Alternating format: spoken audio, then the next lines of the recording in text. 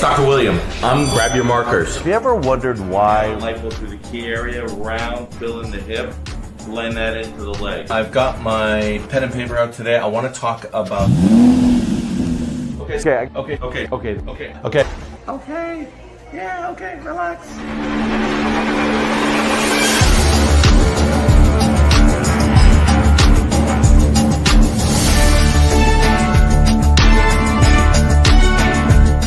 Welcome to my YouTube channel.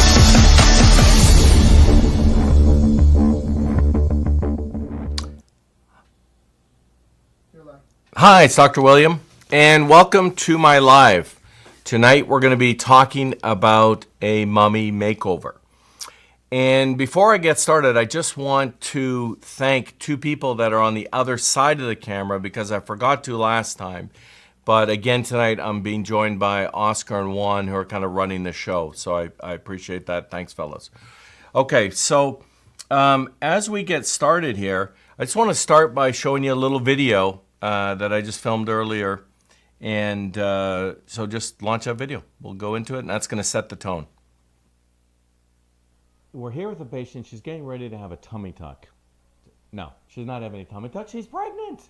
So I thought this was a good opportunity to show some of the changes that happen with pregnancy when we're talking about mummy makeover.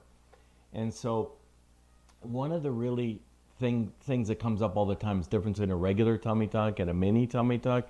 And so if you've been pregnant, it's really just very unlikely that you would be a candidate for a mini tummy tuck. And this is why. Because, and I was just telling her it's so nice to touch a pregnant abdomen. It's been like 20 some odd years before since I've had that opportunity.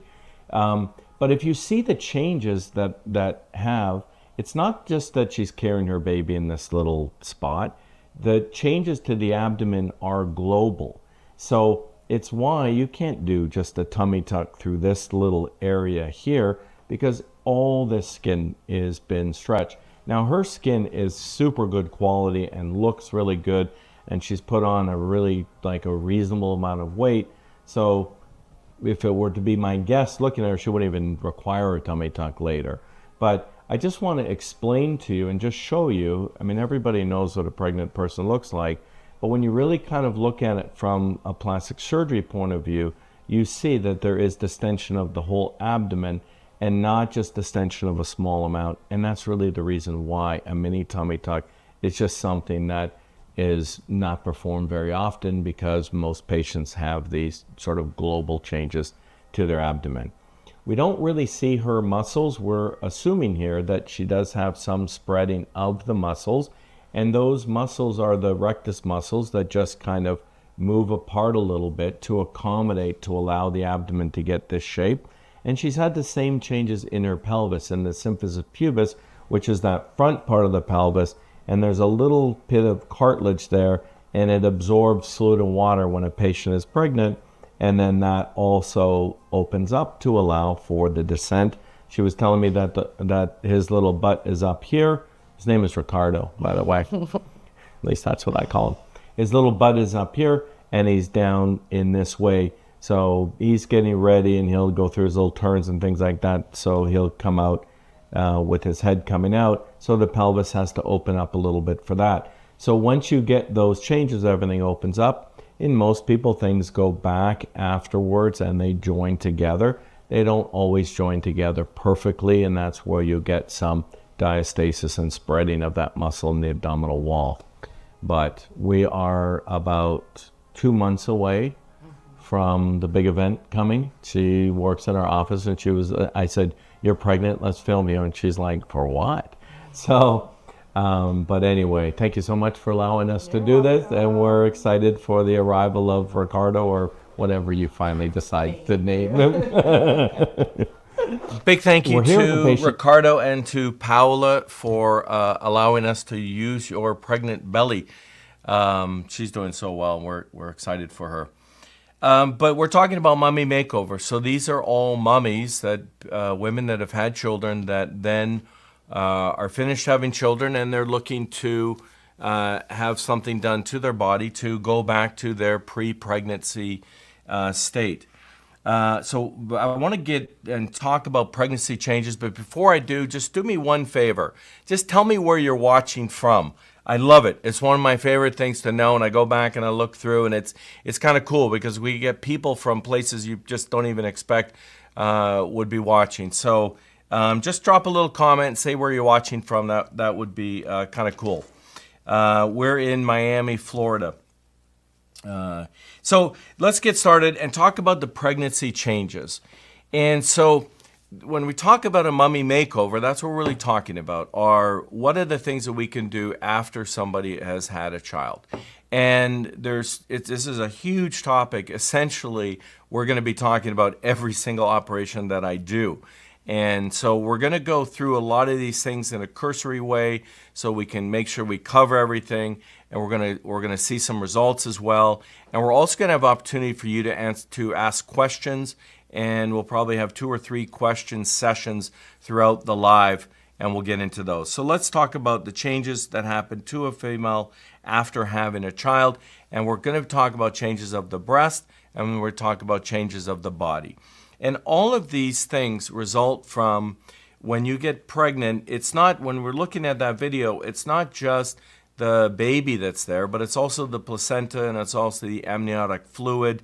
So it's a lot more than just whatever, an 8-pound baby. There's lots of fluid and other things that are also contributing to that dilation. And as well, when women get pregnant immediately, they start to get a greater volume of blood flowing through their body so that they're getting set up to nourish the baby. So there's a lot of changes. And then what happens after women deliver, the changes are very typical, meaning that the breast frequently will sort of look like they've been postpartum breast, but not all of those typical changes are present in everyone.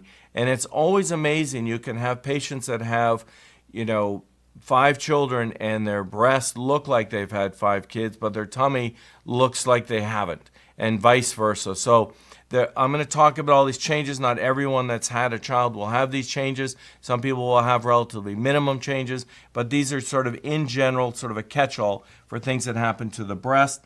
So if we kind of go through some of these things, typically breasts will droop.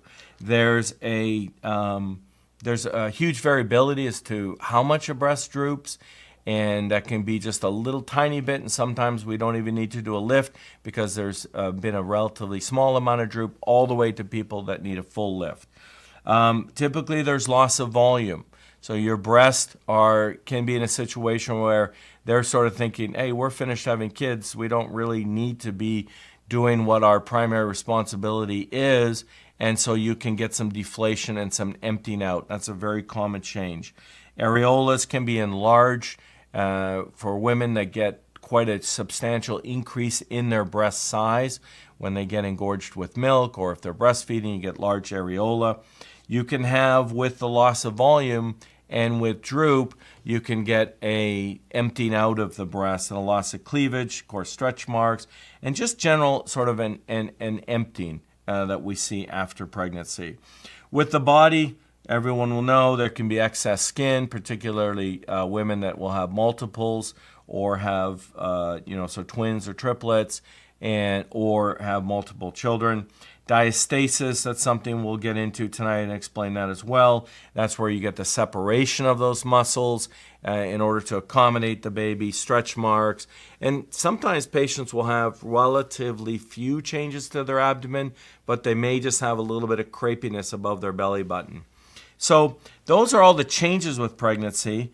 And then we sort of look through all the operations that you can do. And if we look at the breast, sort of breast augmentation, you can have a breast lift with or without an implant, breast reduction, tuberous breast, fat grafting to the breast. If you've had implants, we can change them, remove them. And the complication of a breast implant is we might need a capsulectomy. And then with the body, it's a little more simple. It's usually tummy tuck or lipo, or tummy tuck and lipo, or a BBL. And so this term mummy makeover was coined about 20 years ago, and it really doesn't mean any one operation. And what it is we're really pairing these two things together. So I think of it as this Venn diagram where we're looking at what are the changes that happen, and what are the surgeries that we can do, and how do we combine them. And the reason why we're really combining them is because mummies are busy. They're looking after children and working and all other types of things. And so they're busy. And so this was kind of thought, well, what can we combine safely to get a one operation so patients will have one recovery and can get back to this busy period of their life. And so that's where this sort of Venn diagram explains things. And that's what we're going to do tonight. And I'm going to be using this little thing here. We're going to be going through and talking about all the sort of different options that you can do, because you can't combine everything with everything, and some things work better than others. And so that's kind of where I want to start, is to go through and talk about the most common things, and that is with the tummy tuck. So because tummy tuck is, when patients have children and they've got excess skin, that's typically a common thing that they ask for, or that they need in order to restore their abdomen to that prepartum state where it's flatter, and you get rid of the excess skin and get rid of the stretch marks and get a new belly button and tighten the abdomen, return the muscles back. So a tummy tuck is really kind of the cornerstone, if you will, of doing a mummy makeover.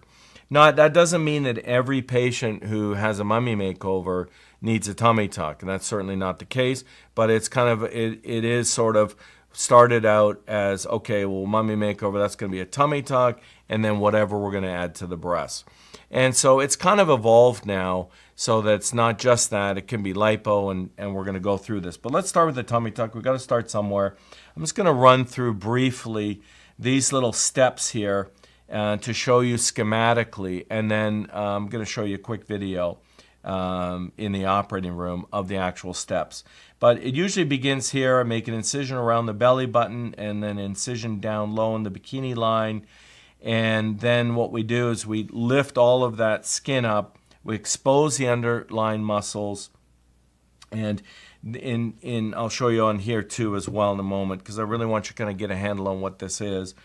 And then we will bring the muscles together. That's repair of that diastasis. If we look here, those muscles are separated, and then we will bring those together. That's repair of the diastasis. That's included in every tummy tuck, and that's sometimes referred to as a muscle repair. People like to break that out separately, like I'm having a tummy tuck with a muscle repair. It's part of the operation. And then what we do is the patient will be laying down, and then we will sit the patient up so we can bring that skin together. And that's where we really determine how much extra skin there is. And then we're able to remove that. It's a little scalpel there, and we're removing that extra skin. Then we sew that back together. We finish up with the belly button, and then we have a finished tummy tuck. So before we look at the results, can you show that video on the tummy tuck? And I'll show you what it is like in the operating room. It's a little graphic, so just a little warning for you there. I'll just go over the steps of a tummy tuck here.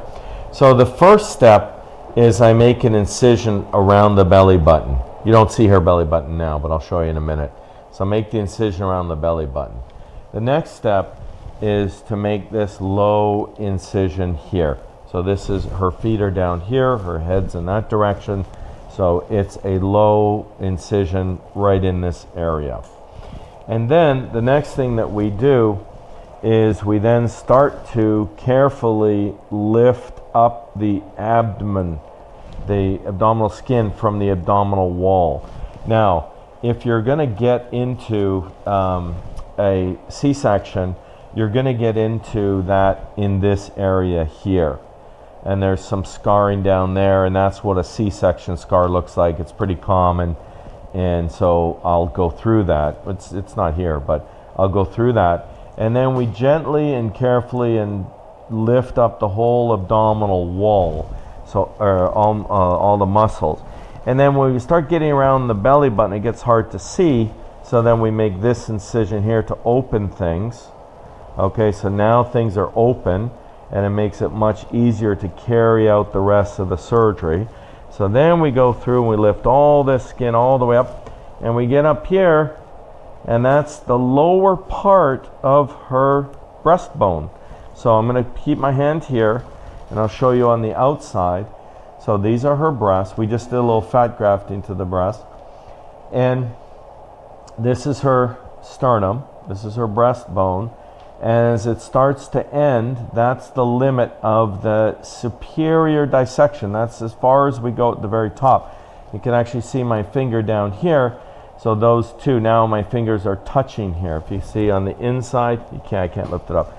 Here's my finger, there's my finger. So that's the top part of the dissection. So all of that gets lifted up, and then we put these little stitches in here, and that's what tightens the abdominal wall. These are the muscles that repairs the diastasis. Okay, and oh my goodness, where's her belly button? Well, her belly button's actually right in here. So the belly button is we're gonna bring that out, and then the next step, and these are the drains, obviously. So they just go right through the skin. So you see they're not really in your body. They're just laying on top of your muscle here. That's where the drains are. They're going to take care of this fluid. You already see some fluid here. They're going to take care of that fluid.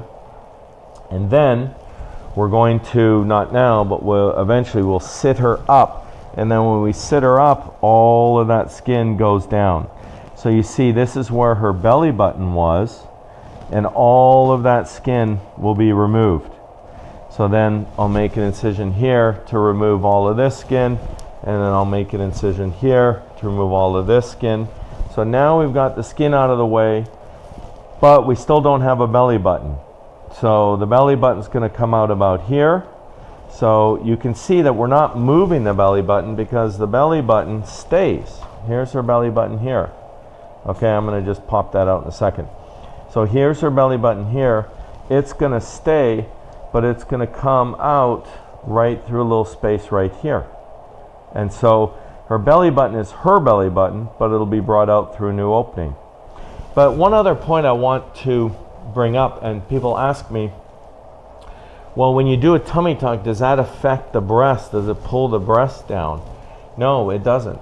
And because the breasts are attached here, so if I take my finger and I'm going under here, I stop. I can't naturally move.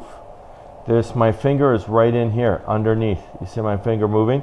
I can't go there. I would have to cut that, which of course I would not do because that's her inframammary fold. We want that to be intact.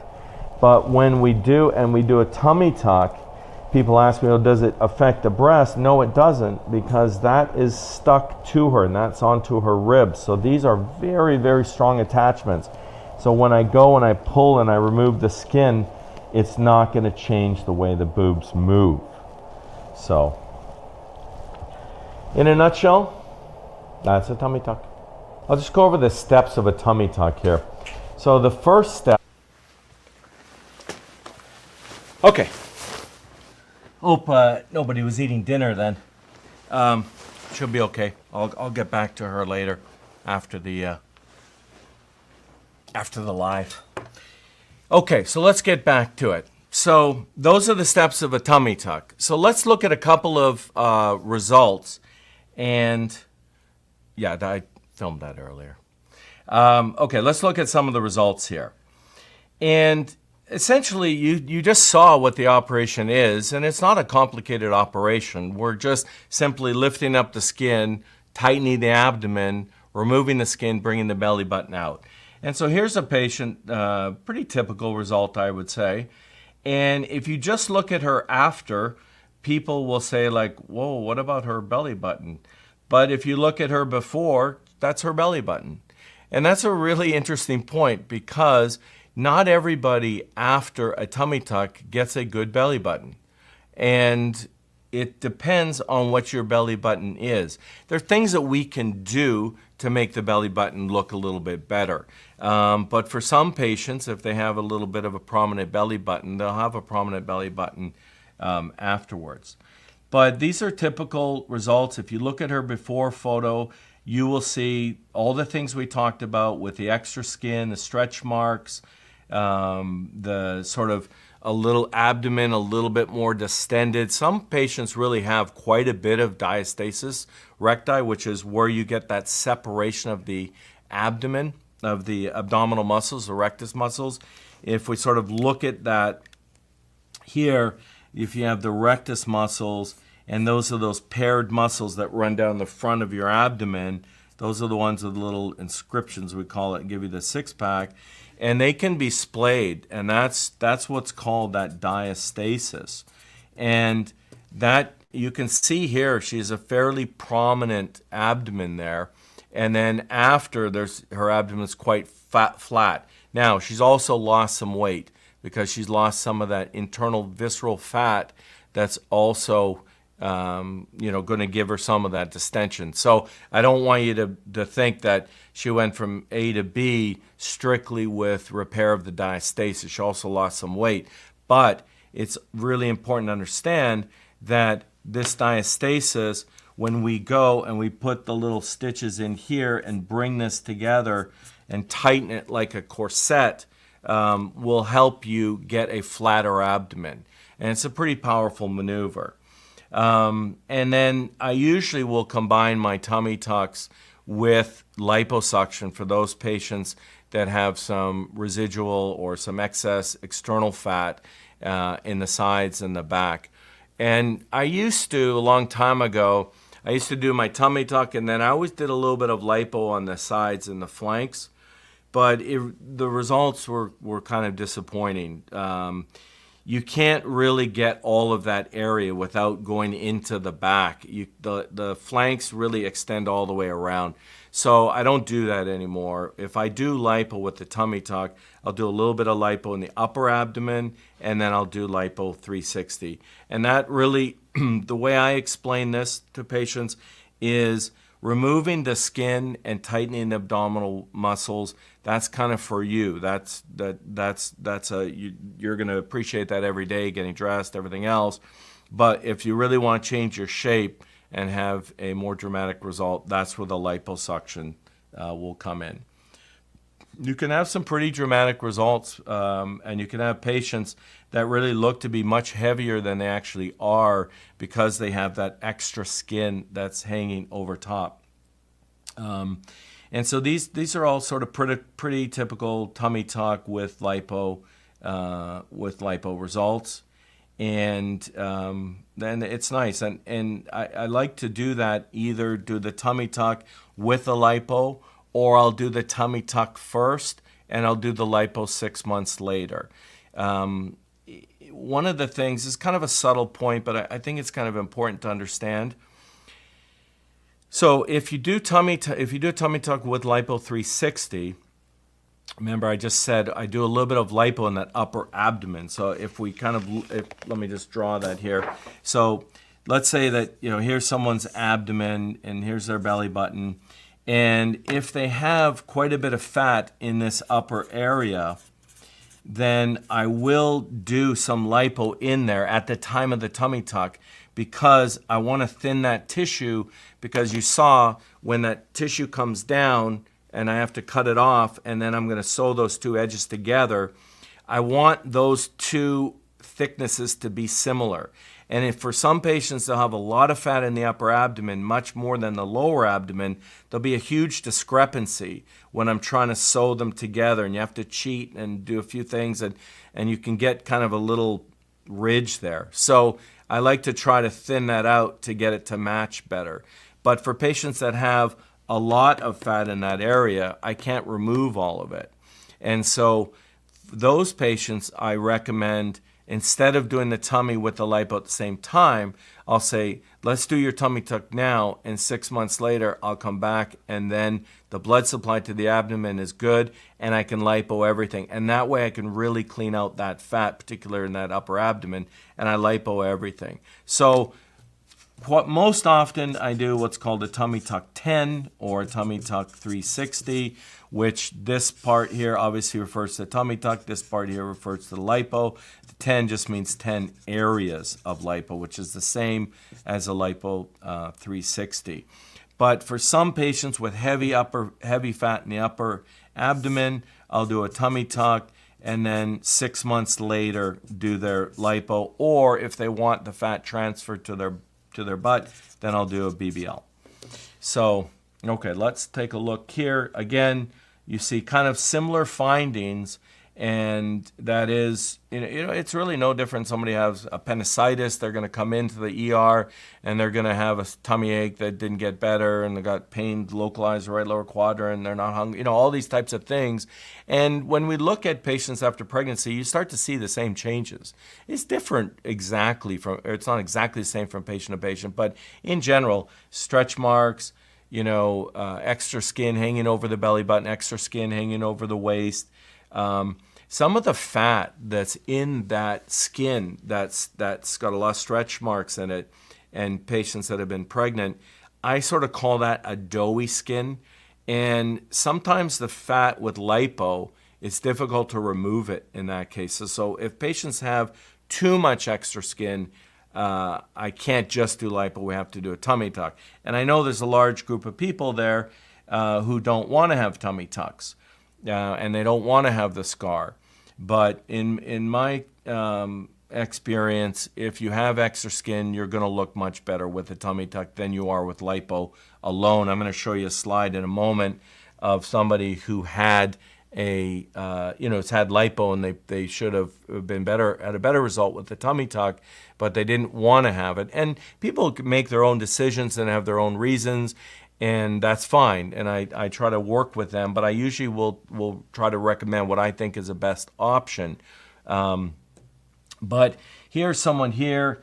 I don't know if you can see this very well, but she also has a small vertical scar at the very bottom here in that little darkness there. So sometimes for patients that don't have enough skin to take all of the tissue, we can have to take less and end up with a vertical scar. Let me see if I can explain that here. So when we do, I'll use this little diagram here. When we do a tummy tuck, typically we're able to take all of the tissue above the belly button. So when we make our incision down here, we can take all of that tissue above the belly button. And in that case, that incision comes down to here, that gets closed, and there's no other scar, it's just a horizontal scar. But if we're in a situation where there's just simply not enough skin, as in this patient, you see, she doesn't have as much skin as some of those other patients I showed you, then sometimes I can't take all of that skin getting above the belly button, and I have to make my incision and take less skin. So now what happens? Well, when I try to take this purple line and bring it down to this red line to close that, what happens to this area here on the belly button? Because remember, I have to cut around the belly button so that I can move the skin, because the belly button is stuck to you. So the belly button's kind of here. And then what happens is your belly button stays, and then we're going to cut that skin off and bring that skin down. So I have to make an incision around the belly button. So if I can only remove the skin below the belly button, that leaves a hole around the belly button. And when I pull that skin down, so I'm pulling this purple line down to this red line here, when I'm pulling that down and sew those two things together, then what happens is we end up with a hole still there from where the old belly button used to be. The new belly button will come out where it is. The belly button's stuck to you. You can't move it. So that hole from where we had to cut around the belly button, we have to close that, and when we do, we can get a small vertical scar. And so, I tell patients beforehand, if I can't get all of that skin, which I think I may not be able to, then you'll have a small vertical scar. It typically heals well in patients. I can't even honestly remember anyone even complaining about it.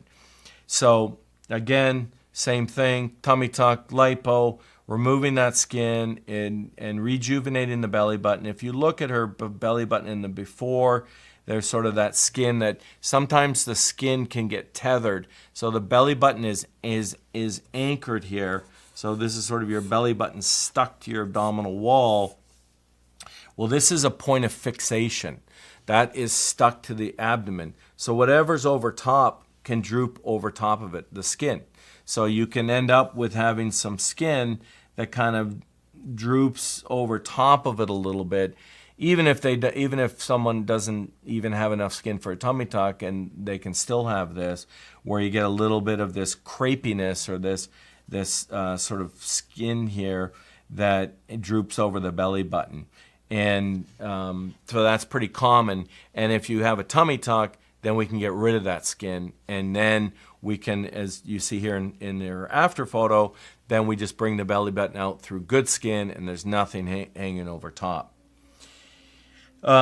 This is always an interesting game to play. This is somebody that had a tummy tuck, but what you can see here is, you see that little scar. Well, that's not the vertical scar that I'm talking about. That is different. And if someone was in the audience, I'd say, who knows what it is? Well, it came from that. And that's a belly button piercing. And so that gives you an idea exactly how much of that skin was removed. So her scar started above the belly button with her piercing, and then all of that scar was relocated down. I couldn't get rid of that scar. It was too tight. But that relocated all the way down, and now you see it just above her scar, just in that bikini line. So it can be a lot of skin removed, and you might look at her before photo there and say like, oh, it doesn't seem like she has much skin. That's why it's harder to assess somebody for a tummy tuck in a photo sometimes. I mean, if it's pretty obvious, it's obvious. But sometimes a patient like this, I might look at her photo and be like, yeah, maybe I could do a tummy. It seems like she's got a little bit of extra skin at the bottom. But then when I examine her, then you see like, oh, this is not just that she has some excess skin. She has quite a bit, and there's some laxity. And it's also can be apparent in above the belly button where there's skin laxity as well. So this is someone who was a candidate for tummy tuck, and went on to have a tummy tuck there, even though in the photo it may not look like it. So here's an example of liposuction in a patient where, in my opinion, they would have been better off having a tummy tuck. And so here's someone, and if you look at her, I mean, you can probably assess yourself and see like, yeah, she probably needs a tummy tuck. She's got that skin that's overhanging. And the other thing that we don't really talk about very often, but also one of the determining factors is you do get some movement of that mons area. And that can be really beneficial for patients that have a little bit of droop, like she has a little bit of droop here. If you see my mouse spinning over here by her orange bracelet, and then I'm going to put that onto her picture now. And you see that you might be able to think, you might be able to agree with me that, oh, there's a little bit of looseness of this skin as well. So that kind of gets pulled up a little bit during a tummy tuck, and so that can actually help a patient quite a bit. Something we can't really talk about because you can't show that on social media, but that's a whole other thing where patients will get rejuvenation of their mons and of that area with a tummy tuck quite often. It could be quite dramatic. But anyway, she needs a tummy tuck. In my opinion, she didn't want one, and it's common. Patients will say, "Listen, I'm not worried about what my skin looks like. I really just want a better shape." And so here she is after having liposuction. Well, in fact, she had a BBL. But now you're like, wow. I mean, that's a different change, and that's a different shape. Yeah, certainly it changed her shape tremendously. But her skin would have been better off to be removed if we wanted that abdomen to be flat. And so not every single person that has liposuction that should have a tummy tuck get skin to look like this, but I like to show patients so they have some idea. It's hard to explain. It's also hard to predict. I've had lots of patients have lipo when I thought they needed a tummy tuck, and then they came back and were looking 6 months, a year later, and their skin's pretty good. And they're like, you said I need a tummy tuck and you were obviously wrong. And I'm like, I was clearly wrong. So there's times where you can't predict. Most of the time I say we get it right, but there is a little bit of unpredictability there. But in general, this is probably a fairly good representation of somebody who needs a tummy tuck and just went on to have lipo. That's another example as well. Okay, so the tummy tuck is the cornerstone. I'm going to bring out this little fancy thing that the fellows made. Thank you, fellows. So this is a little bit, this is going to be fun. So, all right, let's kind of look, and what we've done is kind of group people here. But let's talk about some of the changes that can happen with the breast and sort of start building our little model out here. So this, I would say, is, oh, I'm missing something here. I'm missing the abdomen. Okay. So here we are. We're going to build these little pieces here and kind of going back to what that diagram was with that Venn diagram, and showing you what we do with the breast, what we do with the body. So we're going to kind of show you this here. Now with the breasts, I would say these breasts, and the interesting thing that's really cool is these are actually real before and afters. So these are real patients. This is so cool how they do this. So these are real patients. These are real, somebody's real breasts. And one of the things that we see commonly after women have children, and even with or without breastfeeding, I mean, I would say that patients that have really an empty, flat breast doesn't necessarily mean that they breastfed, but it usually means that, you know, they've had children. But regardless, so the changes that we see, if you look at this slide here, are that sort of typical changes, and we talked about at the very beginning. And so enlarged areolas, I can't show them well because of the, you know, the covering the nipples, but enlarged areolas, droop, her breasts are empty, she doesn't have really any cleavage, there's no fullness in the upper part.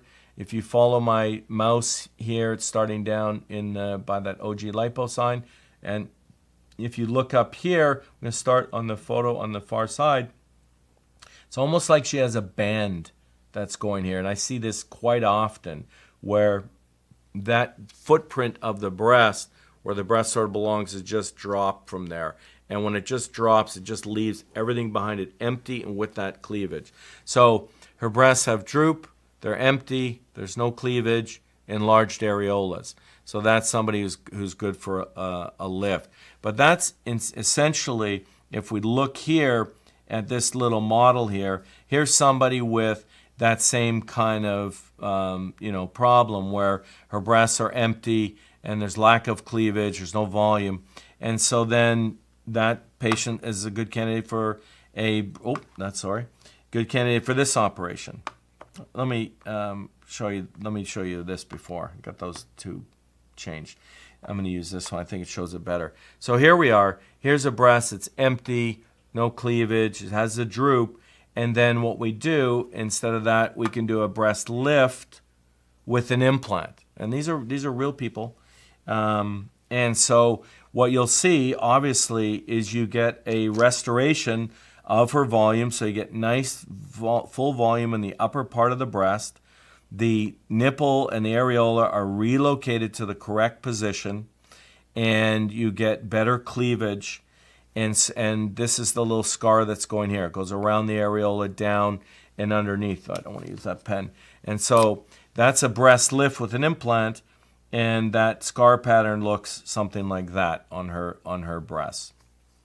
So that's typically what we do for somebody that's had droop after pregnancy. Now, for somebody doesn't have the droop, but they still have the emptiness, then we just do a breast augmentation. And so here is a really good example of that.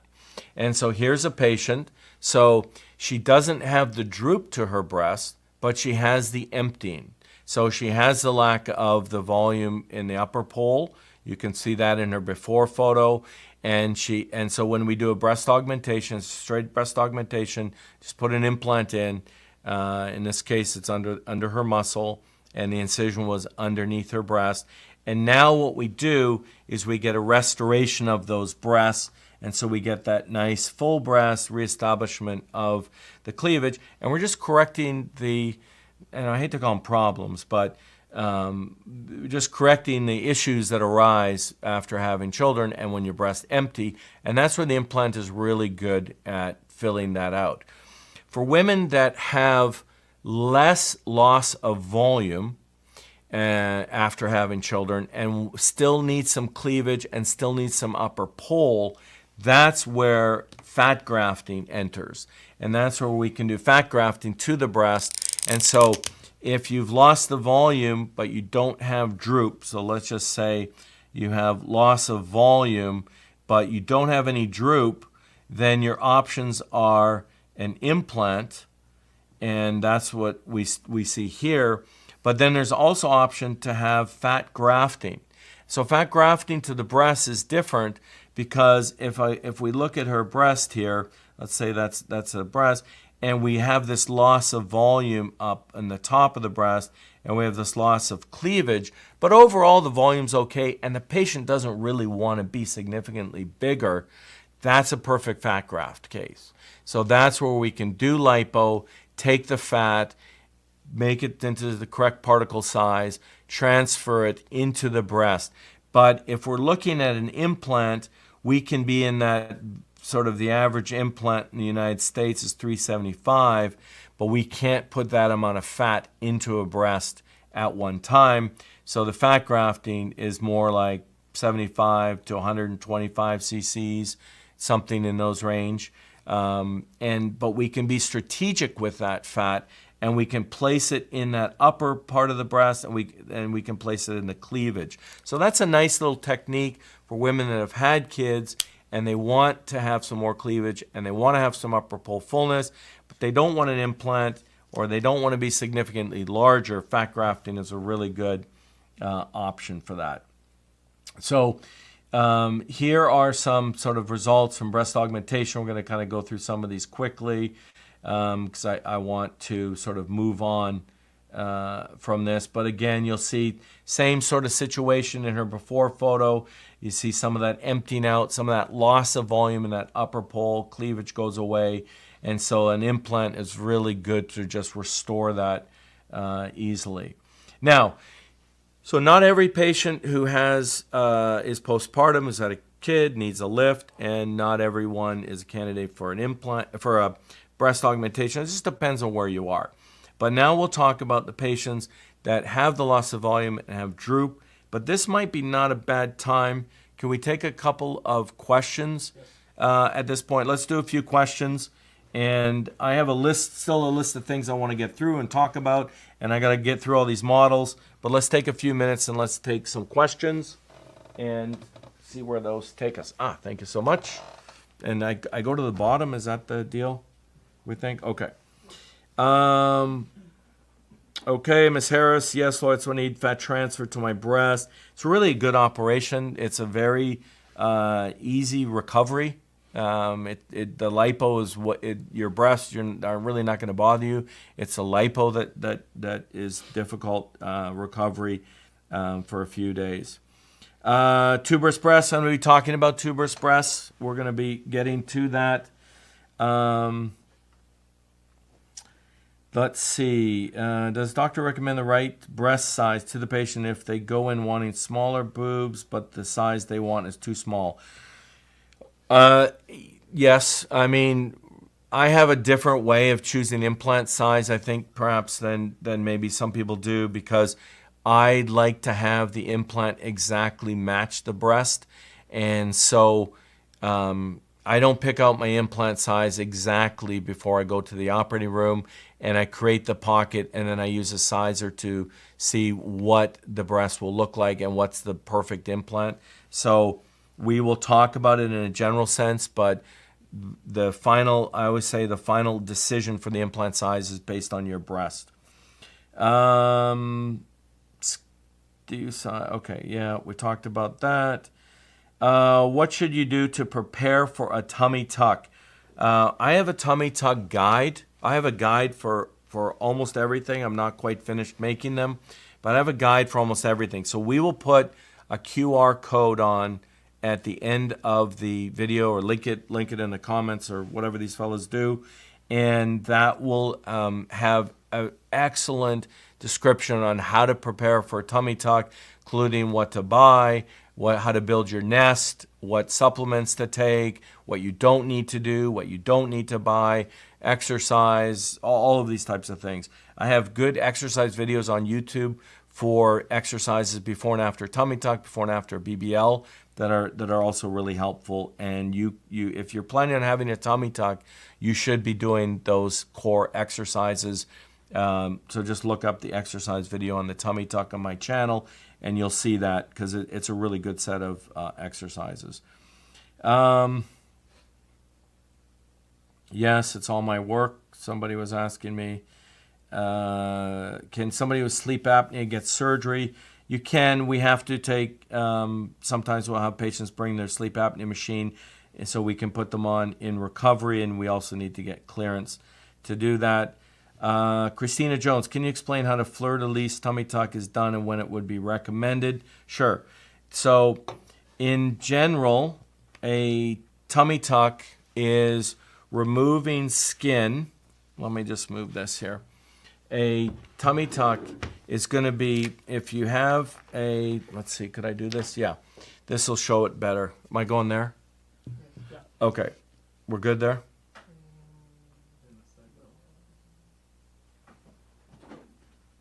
Well, let me start here. So in general,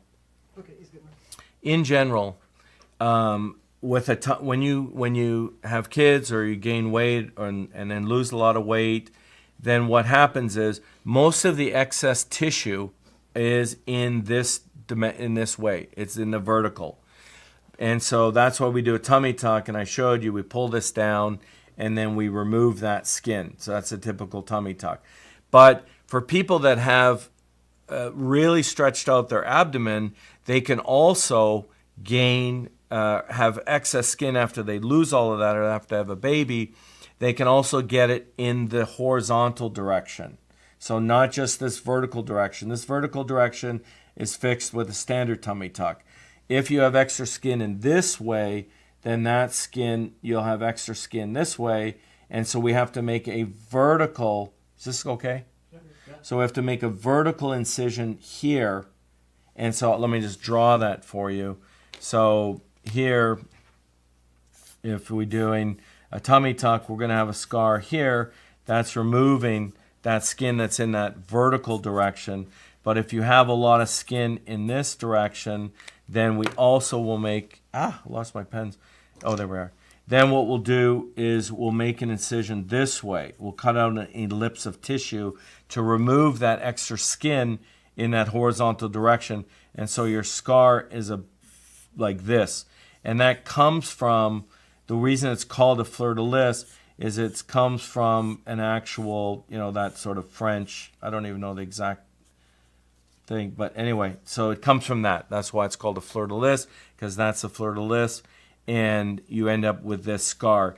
I obviously try not to do that, but for patients that have a lot of skin in that horizontal direction and they don't have that operation, they just have a regular tummy tuck, then what they'll say is they'll come back a year later or whenever, and they'll say, well, I'm happy with my tummy, but I got a lot of skin here, and then when I bend over, there's just a lot of skin flapping. So those are the candidates for a fleur-de-lis.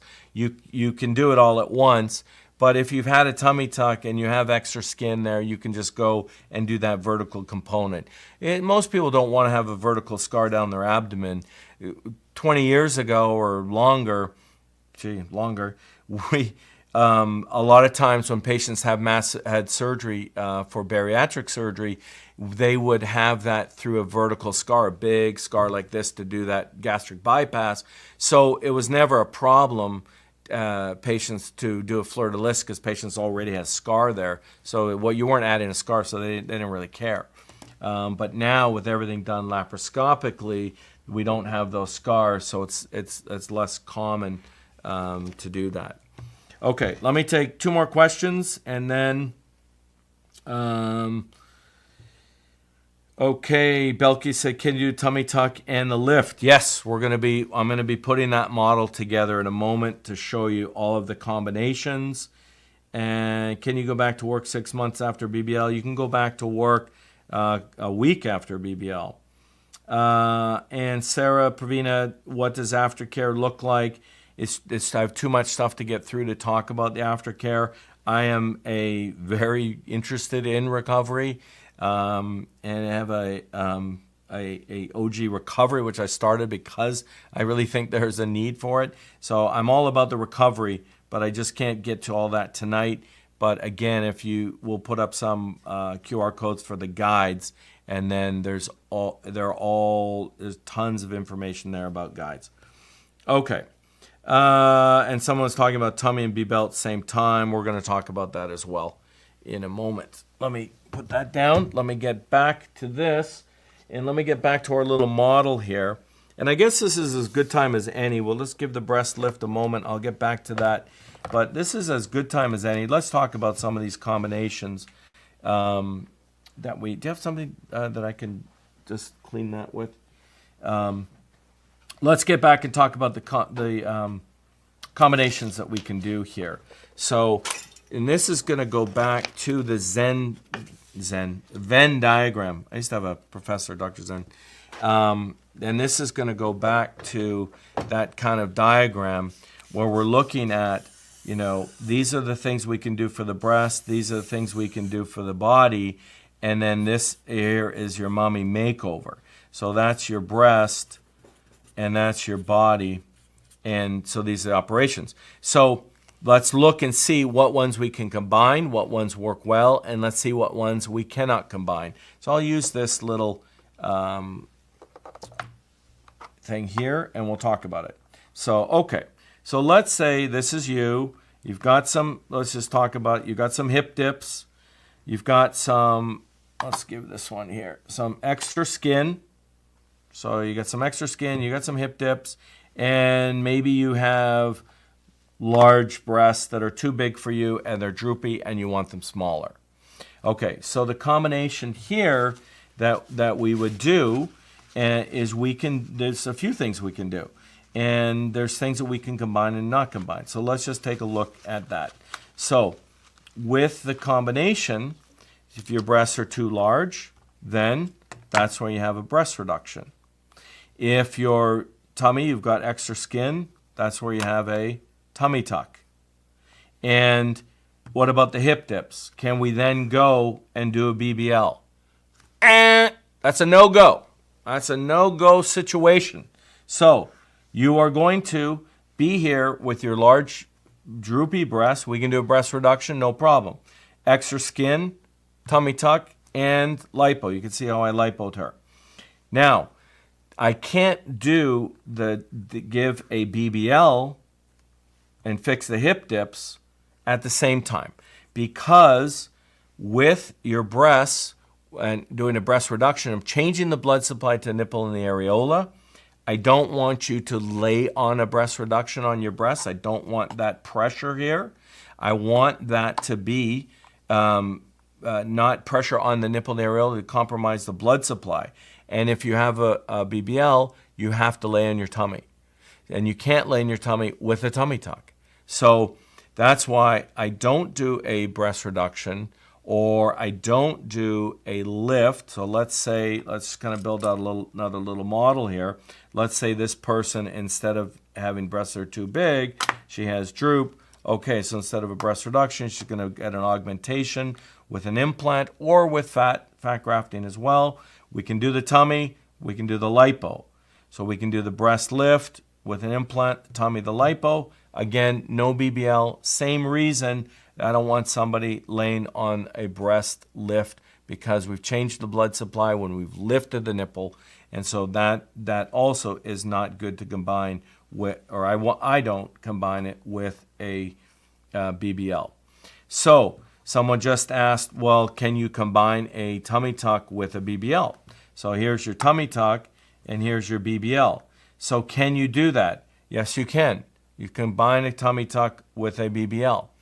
You could combine a tummy tuck with a, let's say you don't have breast tissue and your breasts are empty. Can you do a breast augmentation, a tummy tuck, lipo, and a BBL? You can. Is it a good idea? No, it's not a good idea, because you start doing too much surgery, and what happens is it starts to take you longer time to operate. And what's the problem with operating a long time? People think it's the problem with the anesthesia. It's really not. The anesthesia is not the problem. The problem is the actual length of the operation. What happens to the length of the operation? Well, we've learned a long time ago that when you operate, the complications are like this. So this is generally the first 6 hours of surgery here, and the complications remain about the same. But once you hit that 6-hour mark, the complications start to going up. So one thing is infection. So we worry about infection. Bleeding also is an increased risk. You can develop a blood clot in your legs, which can go on and develop a pulmonary embolus. So I don't extend beyond this time, and in fact, I don't really do many cases that ever last that length of time. And so I like to stay on this safe part of the curve.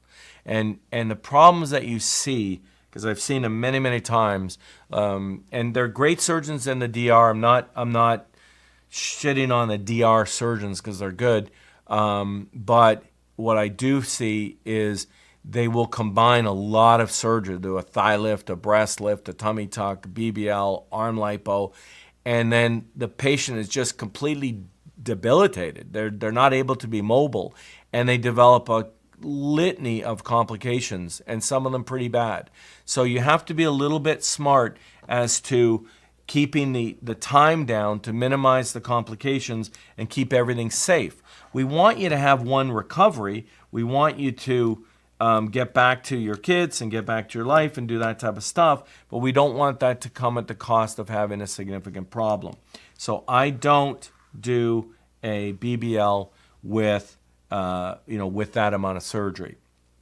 I do a BBL with tummy tucks.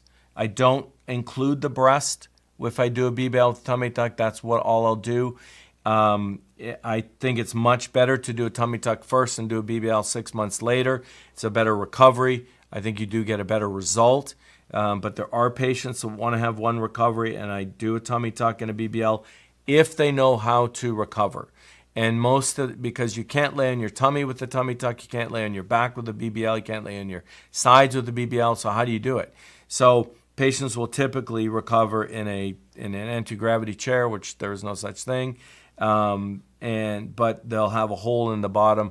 I don't think that's optimum, but on the other hand, I have seen patients get really good results from it, but I just still think it's a better idea to do the tummy and the BBL separately.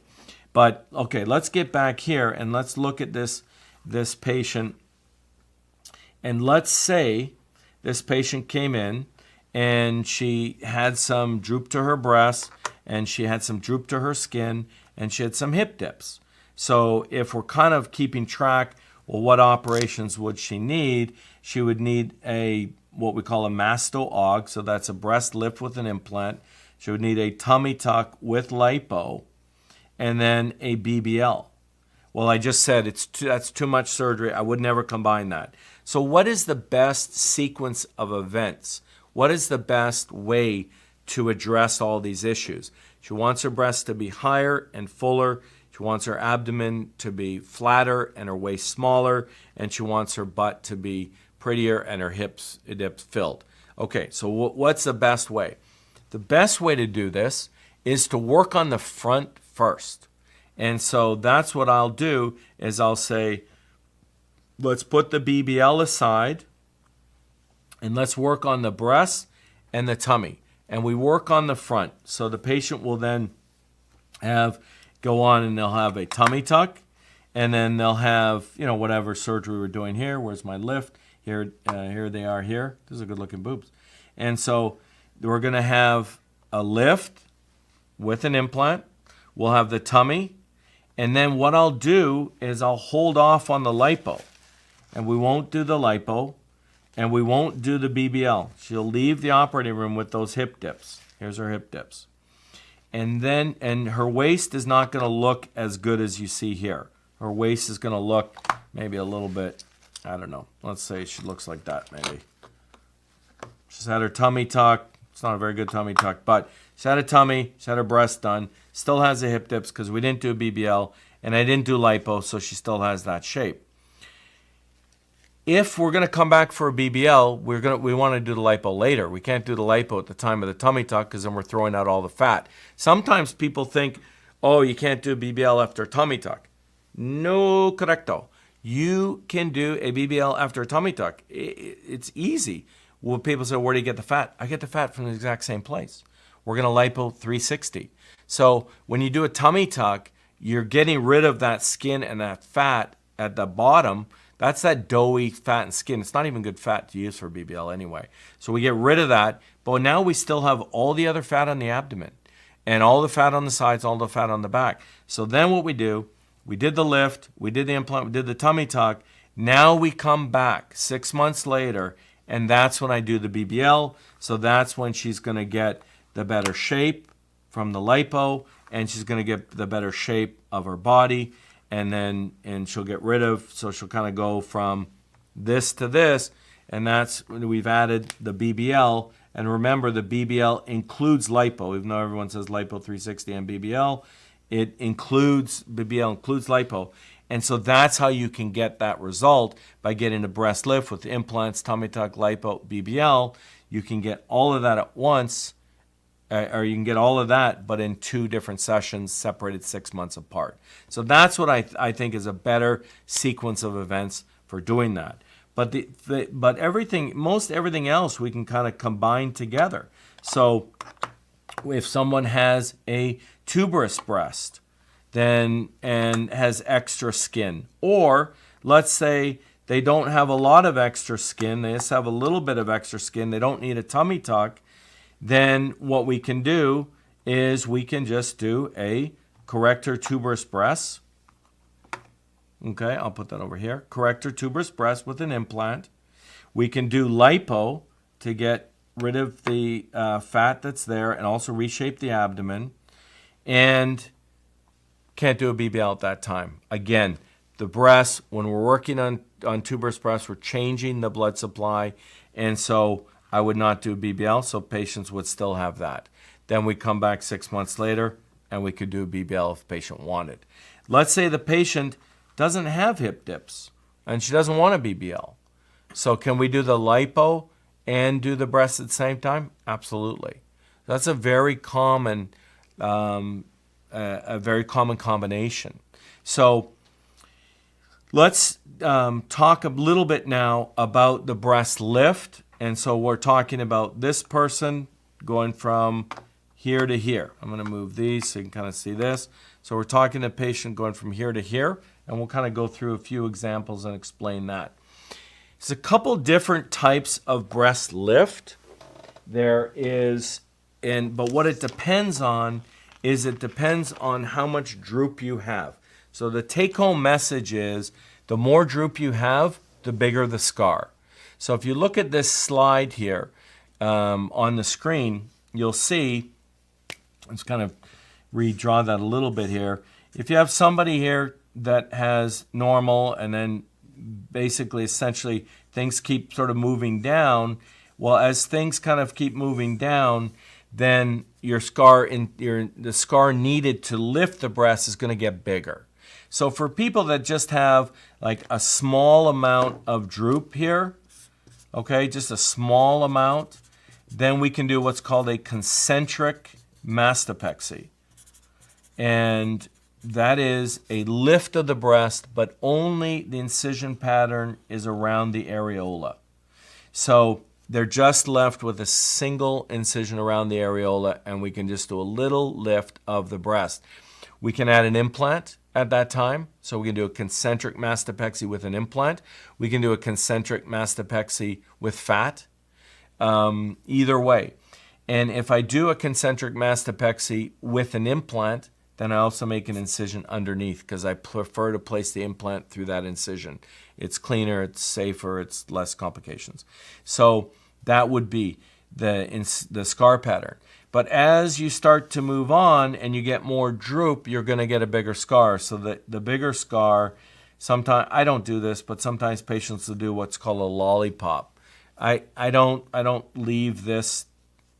I determine that length. I think that gives you a much better look to the breast. So if somebody doesn't have that much droop, but I still need to do that full vertical incision, sometimes I'll just have a small little T at the bottom. But for patients down here, when the nipple is pointing to the ground, they will need a full mastopexy. And what that is the same incision of that lollipop, but it also has a horizontal extension.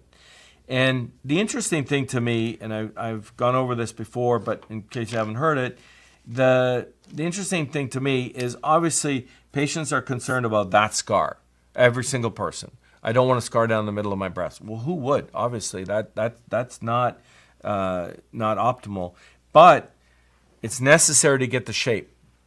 And the interesting thing to me is this scar here heals the best, and that surprises people. And this scar here, and actually it surprised me when I first started doing these operations years ago. And this scar here is hidden in the fold. So the only visible scar, just if you look at someone's breast after a couple of years, once this scar here is typically faded a lot, is usually the incision around the areola. So the scar pattern kind of looks terrifying to begin with, but ends up healing pretty well. Let's look at a couple of results here. Here's someone that just had a straight lift. Okay, so you can have just a mastopexy by itself without using fat or without using an implant. And that's for patients that are happy with their volume, and they also have enough volume that I can work with, that I can reconstruct the breast to get a nice shape and have some fullness. You need a minimum amount of tissue there to work with to be able to get a nice shape to the breast. So you don't always have to have an implant when you have a lift. Okay, you can also, when we're talking about the combinations we can do an implant removal. Okay, so sometimes patients, for a variety of reasons, don't want implants anymore. And so we can do an implant removal, and usually we have to do a lift at that time. And guess what? You can also add fat. We can also do fat grafting to the breast. When we do that, that's actually a really nice thing to do, because for patients, there are a group of patients that don't want an implant any longer, but they still like their volume and they would like to have that. So we can then remove the implant and add fat. Now, it's not, remember, the amount of fat that you can add with breast fat grafting is less than what that implant volume will be. I tell patients, we can get you to, let's just say your implant was 350 cc's. Let's do a little math here. Who doesn't like that? So let's say the implant was 350 cc's, and we're going to remove that. So now you put fat in. Remember I said you're doing like 75 to 125 cc's. Well, obviously that's not going to give you the same look to your breast. You do get some improvement if we do a lift with the implant removal, and we need to do a lift. Then that will kind of restructure the breast, and that will give you the look as if you got a little bit more volume, even without adding volume. So when you add fat to that, it can appear like it's a little bit more. But in general, we're looking at about a third of that implant size here. But we can still get you there, but it's going to take a second round, or potentially even a third round. And fat grafting to the breast, you've got to go a little bit slower because the breast can't take that much fat. You have to thread the fat into the fat of the breast. So if you look at, let's just look at this here. Let's say, okay, you've got an implant, it's in the pocket, and now you remove the implant. So now we're just talking the breast is here. So we can go through and we can add fat. We just can't add that same amount of volume. And the reason is because I'm going to make this breast much bigger here. Let's make this breast bigger here. So here we are. There's our breast, and we're going to add in some fat. Well, I'm not creating a separate pocket to put the fat in. The fat is going into your breast tissue, into the fat that's there, really. It's not even your breast tissue, it's the fat. And so that fat is going into your fat of your breast. And that's why you can't just put a big, huge gloop in there like you could with an implant. You can take an implant, you can create a little space, and you can put it in. But you can't do that with fat. If you went in and created that space and put all that fat in there, same as you did an implant, that fat would just die. It wouldn't get enough blood supply, and it would be a real problem. So that's why we can't put as much fat in at the same time. And here's someone else. We're doing the same thing. Removed her implants, did a lift. She actually looks like she got a little bit bigger, but that's just because she had quite a bit of volume in her natural breast. Okay, capsular contracture. This is something that can be part of a mummy makeover as well. So you see that somebody say they had breast implants when they were, 20 years old, and then they've gone on and they've had kids and they breastfed and they're they've finished and maybe they want to have lipo or tummy tuck or something, and in that interim they've developed a capsular contracture, which is a hardening around the capsule or a hardening of the capsule that can surround a breast implant. And so we can address that at the same time as a mummy makeover because we're operating on the breast and we're doing her tummy or her lipo, for example. And so we can do that. This is an example. She's pretty big, and she wanted to be bigger afterwards. But you can see that she's got a capsule in this breast over here, where look at this line here. Can you see my cursor? So you see this line here, and just draw that straight across, and look at the difference as to where the top of that implant is. That's because with this breast here, and you just see how that breast looks perkier. And what's happened is that capsule has started to contract around the implant and it starts to move up the chest wall. So we'll go in, we'll do a capsulectomy, which means we just remove the capsule, put a new implant, in this case bigger implants, and it'll return that breast to the normal place. She always has had that nipple, it naturally points a little bit more. And so for people that have nipples that do that, we can't pick the breast up. We can't take the breast and move it so that it lines up with that one. So for patients that have that, we can lift their breast, but we can't lift it and move it. So for patients that naturally have a breast or two breasts that were more lateral, they will be more lateral afterwards, and you can see that in her after photo. It doesn't look as much lateral in her after photo because that direction was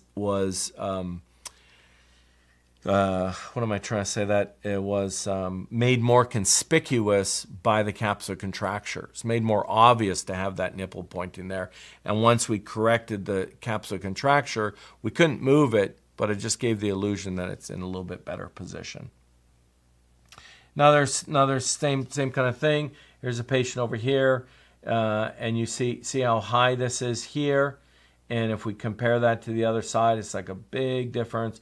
And you even see, if we compare the bottom of where her breasts are, that implant is starting to move. And you can see how that implant is a little bit narrower, that breast a little bit narrower. And it's naturally a little bit narrower, but it's even more accentuated by, that's the word I was looking for earlier, by that capsular contracture. And so you see that start to contract, start to move up the chest. And so we can remove the capsule and do that. That can be done at the same time as a mummy makeover. It cannot be done with a BBL, but it could be done with lipo, or it could be done with a tummy tuck.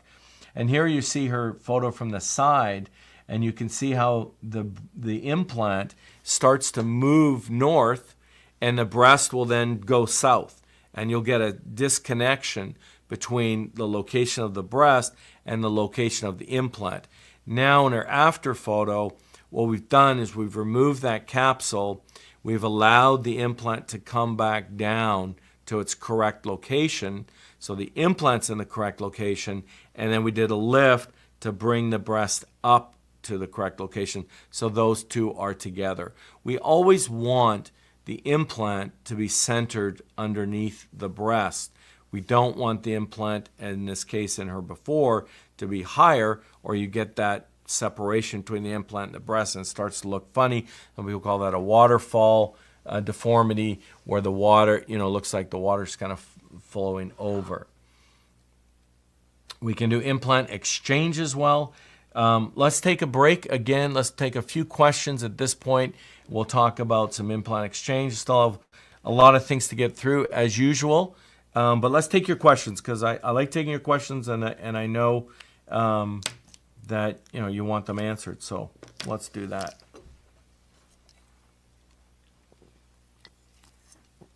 Okay, thank you. Sadie says, are the arms included in a mummy makeover? No, they're not. So that's a great question. You see, this is why I'm glad I took questions. So that's a great question. There are some things. How am I going to show you this? Some things are included. Where was that? Oh, I threw it away. There are some things that are included and some things that aren't. So things that aren't really part of a mummy maker are not usually arms, not like an arm lift, thigh lift. Those things are not included. But you can do arm lipo in the right setting. So I don't do arm lipo with a tummy tuck. But I will do arm lipo with a BBL, or I'll do arm lipo with liposuction. The reason I don't do arm lipo with a tummy tuck is because you need your arms in order to recover. You've got to get yourself up and down from your little nest where you got the wedges and all that stuff. And if I take away your arms with pain because of the lipo, you're not going to be as active and you're not going to be as mobile. And guess what? That's blood clot. And that's, that can be a problem. So I know patients want to get that done at one time, but I just think that's one of those operations, when you combine that with the tummy, that's dangerous, because we're going to be limiting your mobility. And I don't want that to happen. We always have to be safe first. That's the most important thing. So I can do lipo of the arms with a breast aug and lipo. I can do lipo of the arms with a BBL, but I don't do it. Like, I can do a breast augmentation, BBL, and arm lipo. That's fine, but I don't do it with a tummy. Okay, let's see here. Do you do thigh lipo with tummy tuck and breast lift? So thigh lipo. So the answer to that question is kind of the same as the arm lipo. I don't do thigh lipo. Once again, same reason. You're going to have pain from your tummy, and if we're doing your breast and we're doing lipo, and we want you up and moving around, that's how you prevent complications. And again, to me, the thigh lipo could slow you down, and I don't want that to happen. So I don't do that. Thigh lipo is something that is not done as often because there's not as many people that are good candidates, because it's a difficult area to get a good result. And you have to be careful as who you pick to be able to get the good result. Unleashing Ada. Can you get a BBL if you're on your menstrual cycle? Yes. And that's a super common question. It doesn't matter at all about your menstrual cycle in terms of plastic surgery. And your menstrual cycle most likely will be shifted anyway, because patients with the stress of the impending surgery, then patients usually have some alteration in their menstrual cycle. But it doesn't change anything. Hey, Isabel, thank you, from San Diego. Hola. Sarah, do I do rib removal? No, I do not. I like a natural look. I think the rib removal gives you some type of weird sort of, what's that? What's that person? The really tiny waist. Betty Boop? Yeah, not her, but the other one. I don't know. Jeez, I can't remember her name. It's like a cartoon character. Same kind of. It's like Betty Boop, but more modern. So anyway, I don't do it because I number one, I think it gives you an unnatural look, and it's fine if patients want that look. That's okay. I don't provide that.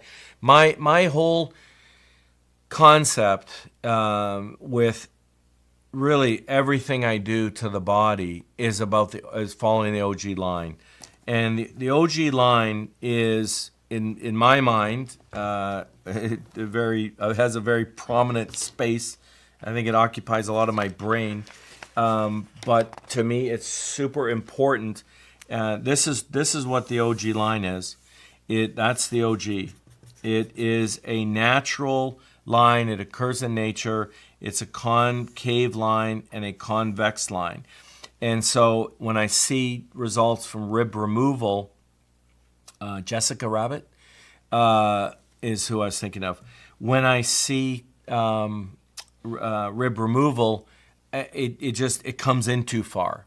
And I know people like that, and they put those really, really tight corsets on, and they get cinched and snatch as much as they can. But I don't like the look, and I think the whole concept of rib removal. I mean, we used to joke about that because way in the day they did rib removal. Now they're doing rib remodeling, so they're not actually removing. Although some people still remove the ribs, I guess, but they're doing rib remodeling where they're fracturing their rib and then pushing that in. I know people say it's safe. To me, it doesn't seem that way. Maybe I'm just getting older now, but I don't like the look. I just don't think it's a good idea. And I can tell you, I've had a broken rib when I was probably 16 years old. I guess I used to play rugby. I played a lot of sports as a kid, and with my position, I went up to block the opposing player who was kicking the ball, and I went up, sort of jumped to block the kick, and he followed through with his cleat right into my chest. It actually gave me a pneumothorax as well, collapsed my lung. But that's a little dramatic because it was like a tiny collapse that I didn't even need any treatment for. But still, I did have a collapsed lung. And so it was extremely painful to get a broken rib. So I can't even imagine what some of these people go through. Although maybe having it done by a surgeon is different than somebody kicking you in the ribs with a cleat. Okay, Letty, you're looking good. You're looking great, by the way, Dr. Webb. Whoop, whoop. I'm on Manjaro. I'm lost 60 pounds. Halfway there. So I got a long way to go. But yeah, it's great. I'd love to talk about Manjaro at some point because, I mean, it's changed my life. And my partner, Dr. Carriega, is also on it. And he loves it as well. And there's a lot of health benefits, and they're discovering more every day. So thank you for that. I appreciate that. Raw virgin hair vendors. It's quite a handle you got there. Will my nipples still be sensitive after breast lift surgery? The answer to that is most likely yes. Breast reductions, breast lift. Patients can breastfeed after breast reduction. Which always comes with a bit of a surprise. Not everybody can breastfeed. So, but I think sometimes, you'll see patients will say, well, I had my breast implants, therefore I couldn't breastfeed.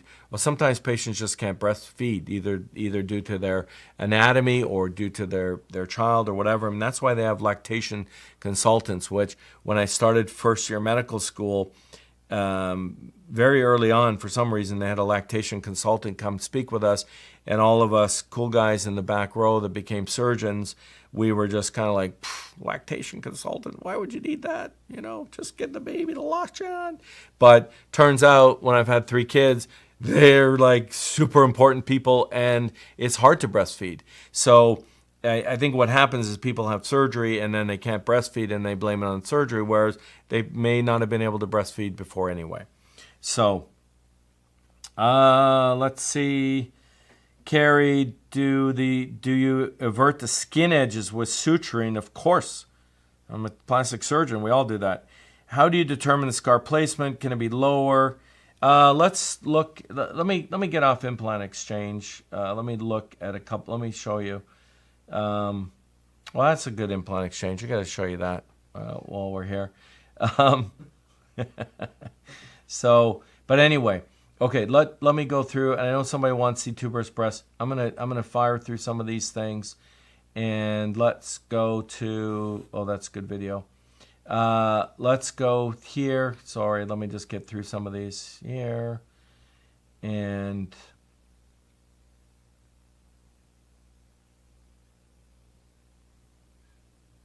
okay, it's going to take me too long. Let me just explain to you how we determine the incision for a scar, for a tummy tuck. Nobody wants a high scar. I don't want a high scar. Nobody wants a high scar. So we always put the scar in the very lowest crease. You have to put it in a crease because we want it has to be where the person naturally bends. It's weird if you put it outside the crease. So picking the incision location is really not that difficult. We go for the lowest crease. Now, there are some patients where that will rise up a little bit because the location of that scar depends on the tension. And so for patients that have really a lot of laxity in that below the scar and below the incision line, you're relying on that area to hold the tummy down. And if they're very lax there, that will rise up a little bit. But we try to make them as low as we possibly can. But you're right, everyone is different. And some people end up with a little bit higher scar, some end up with a little lower scar. But typically, yes, we'll make them as low as we can. Rarest, I'm going to do a podcast on Manjaro with Dr. Carriega. He wanted to do that, and I think it was a great idea. And we'll talk about that. I'm honest. I'm not an expert in Manjaro, that's for sure. So I would be giving it to you from a patient point of view, and I can at least share my experience. Obviously, I'm a doctor. I have some more knowledge that I've read about it, but I'm certainly not an expert. But I think it'd be worthwhile to share it. I encourage people every day when people come in and they have too much internal fat or they're too heavy for a surgery. I usually recommend one of the injectables and have them see their family doctor, or a physician assistant in our office also handles patients. In fact, she helps me as well, and she'll manage the injections and help people lose weight. So I will be talking about it, but not tonight. Okay, let's take a look here. It recovers A1. It's going to my recovery. Let's see. Is there age limit? Denise, there really isn't an age limit exactly. I mean, there is an age limit. I probably wouldn't operate on somebody who's, maybe over 70, I guess. I'm not sure.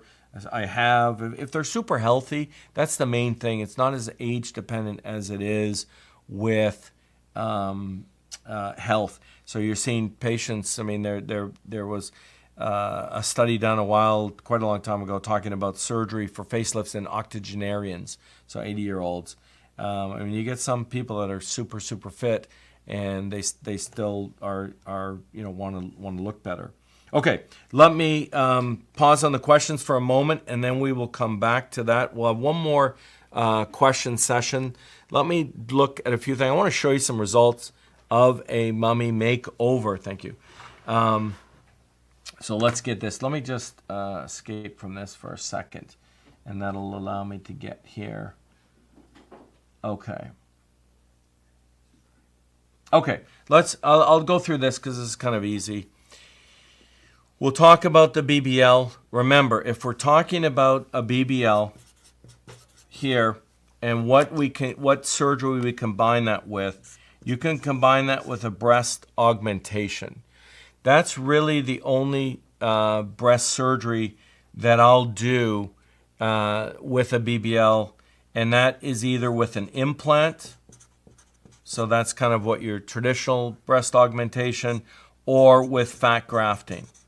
And so I'll combine a BBL. Could you lower the paper a little bit? Yeah.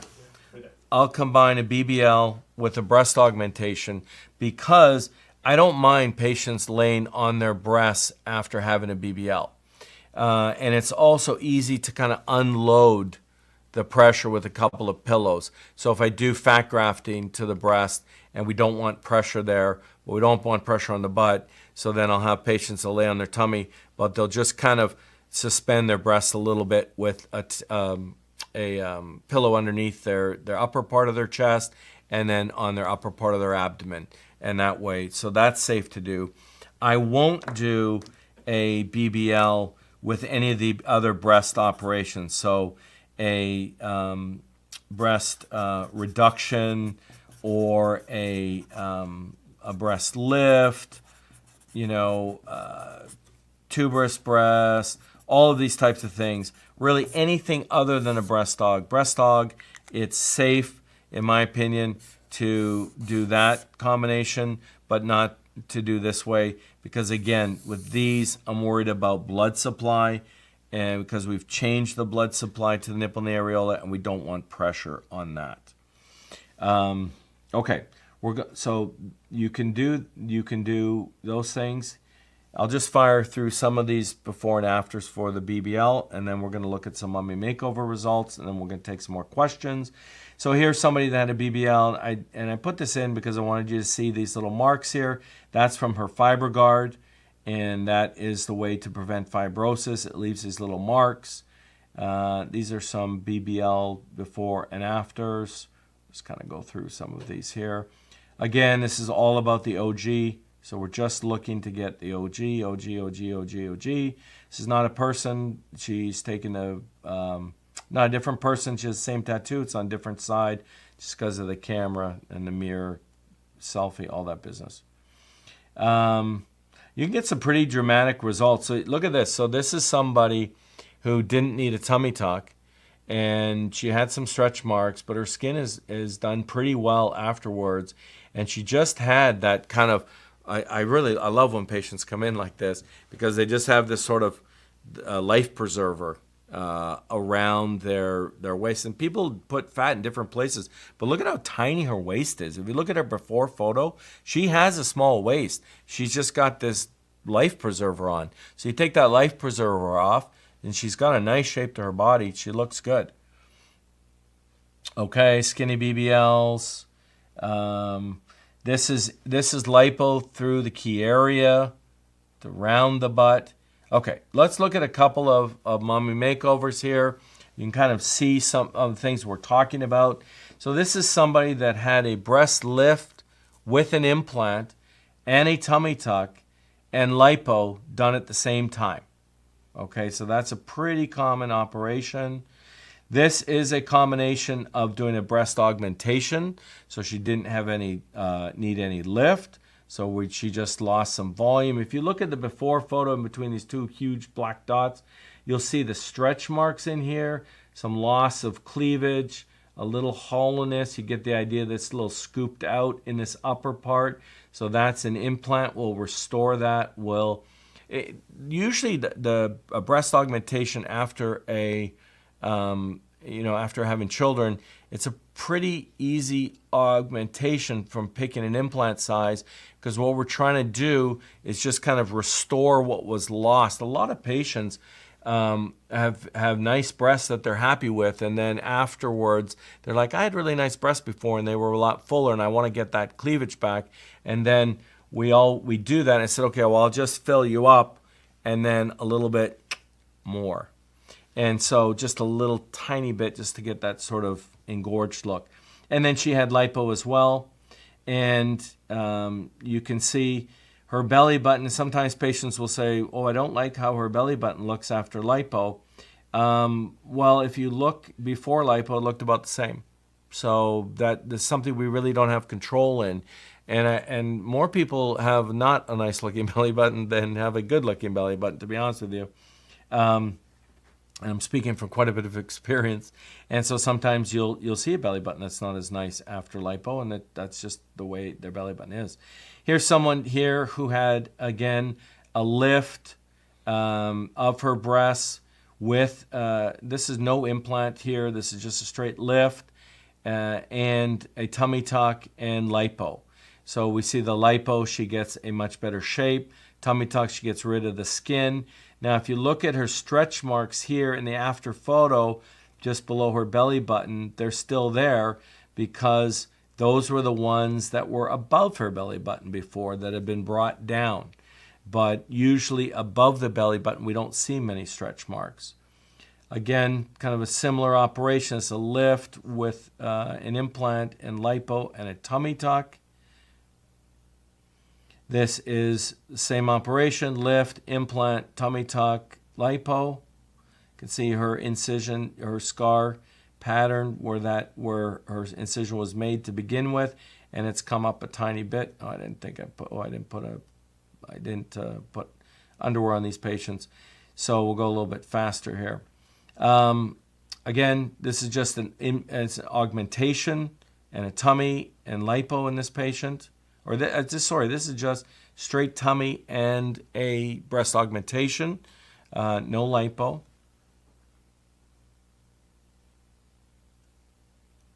That patient I showed you here. Here's a patient here with excess skin, excess fat, droop to the breasts, and then here she is after with breast lift, implant, tummy tuck, and liposuction.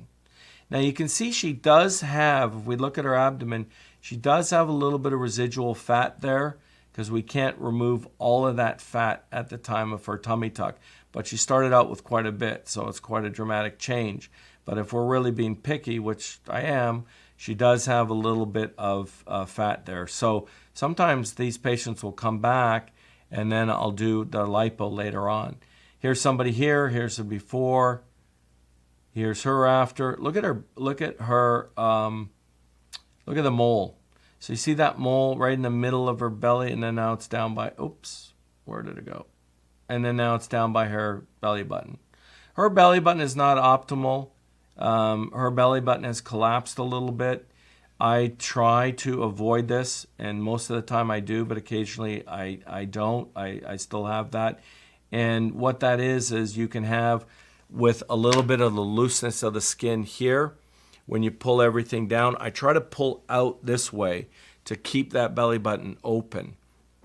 But even sometimes, despite that, you're pulling everything out. Sometimes that skin is just loose and it's lax, and it can kind of go back in, and that can close the belly button down a little bit. So that's what happened in that situation. I like the belly buttons to obviously be a little bit more open than that. Here's somebody again, tummy tuck, and this is a breast augmentation. She did not have a lift, so she has a little bit more of a natural look to her breasts in the after photo, but she had tummy tuck and lipo done at the same time. The lipo and the tummy tuck, the plication to bring that muscle in, will make that waist narrower. This is another example. I think I talked about this earlier on. So let me just go through a few of these more just so we can kind of make some more progress. Same thing. Now this is just lipo, so this is interesting. So this is just liposuction. So breast lift, implants, and lipo. And you can see she has a nice shape, but she still has a little bit of that looseness of the skin at the bottom. Okay. Let me go through. Just give me one sec, gentlemen. Let me go through here. Okay, so let me pause here because I don't want to make this just about a before and after, but I'd like to give you some idea.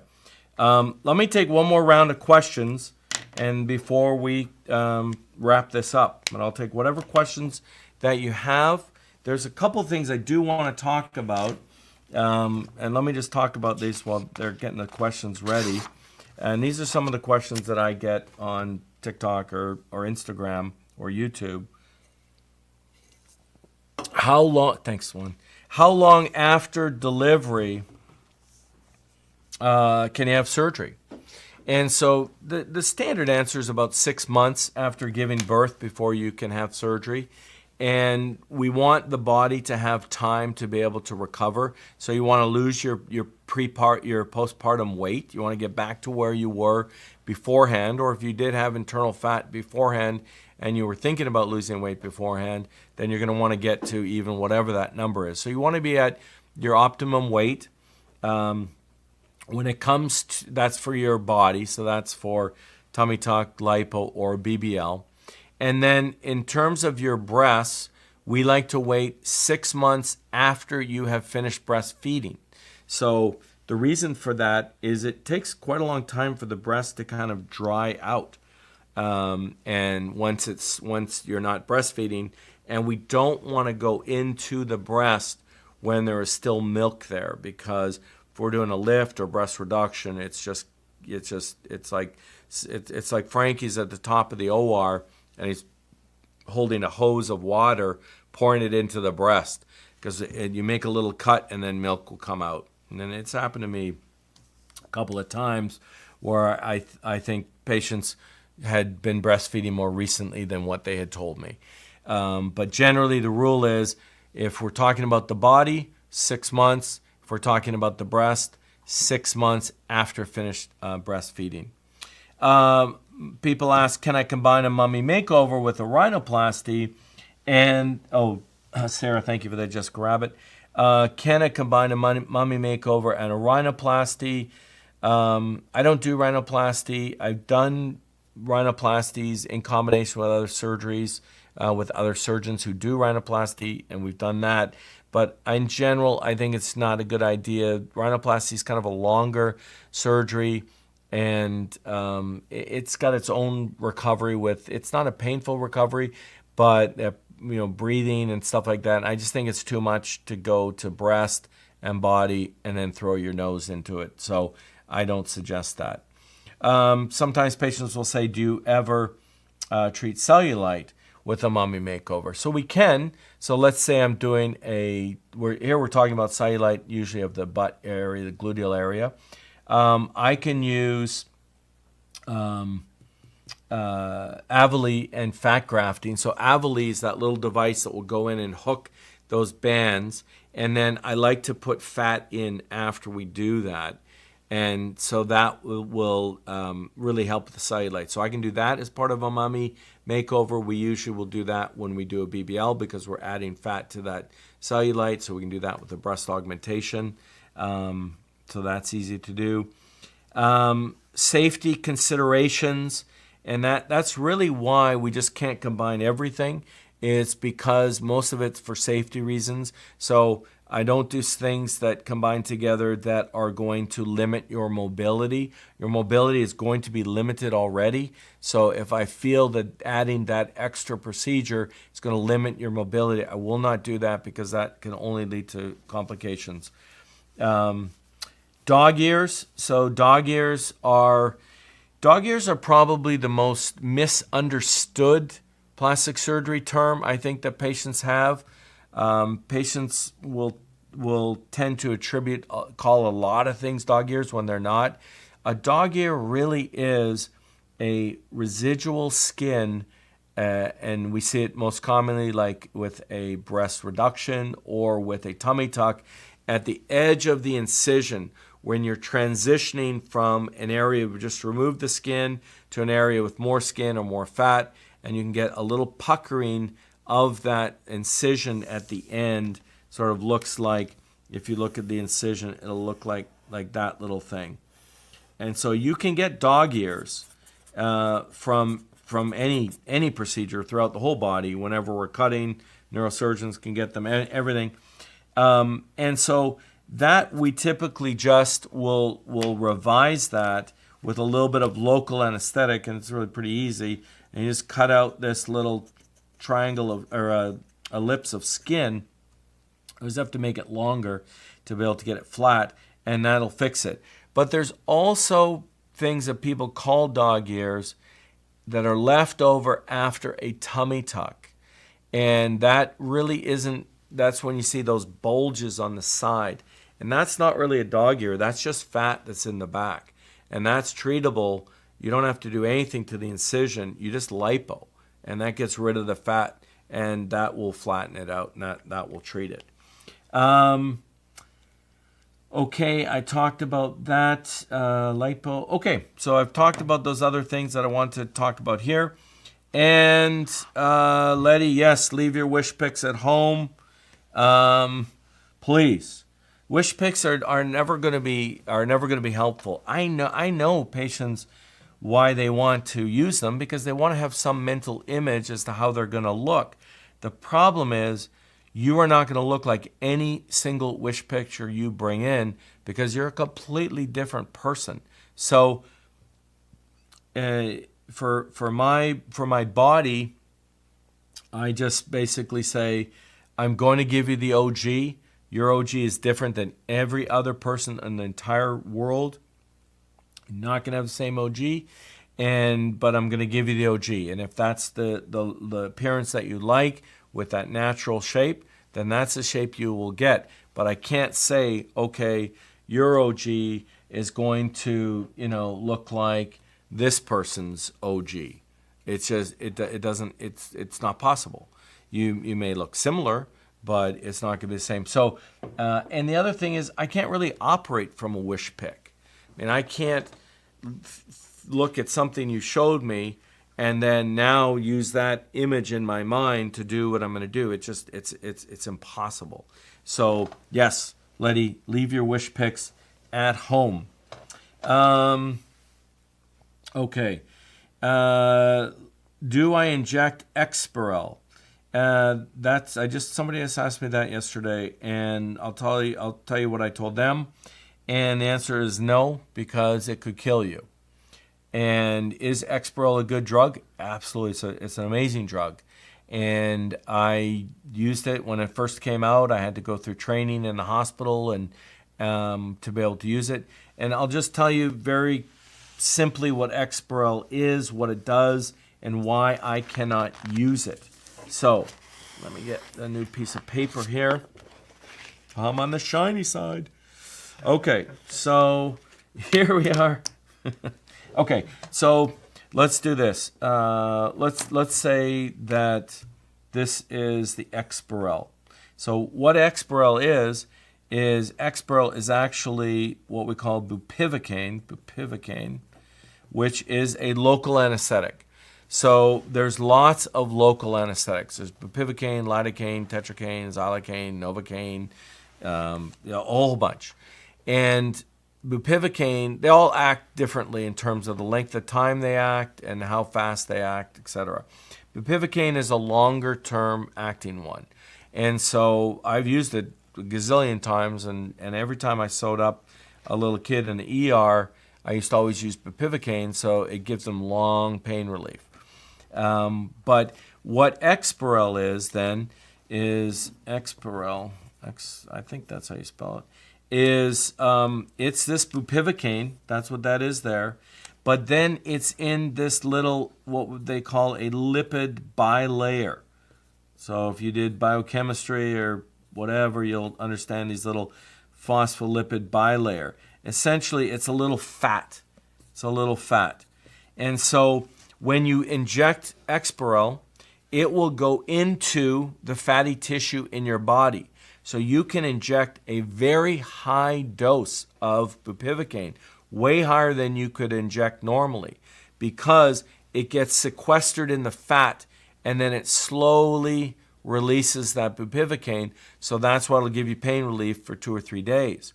The problem is, if I use bupivacaine or Exparel, it's a big problem because I also use lidocaine.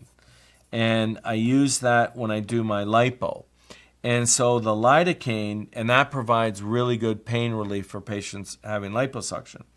The problem is the lidocaine likes this phospholipid area better than the bupivacaine does. So the lidocaine comes in and goes to bupivacaine, get the hell out of here. Those are my fat molecules.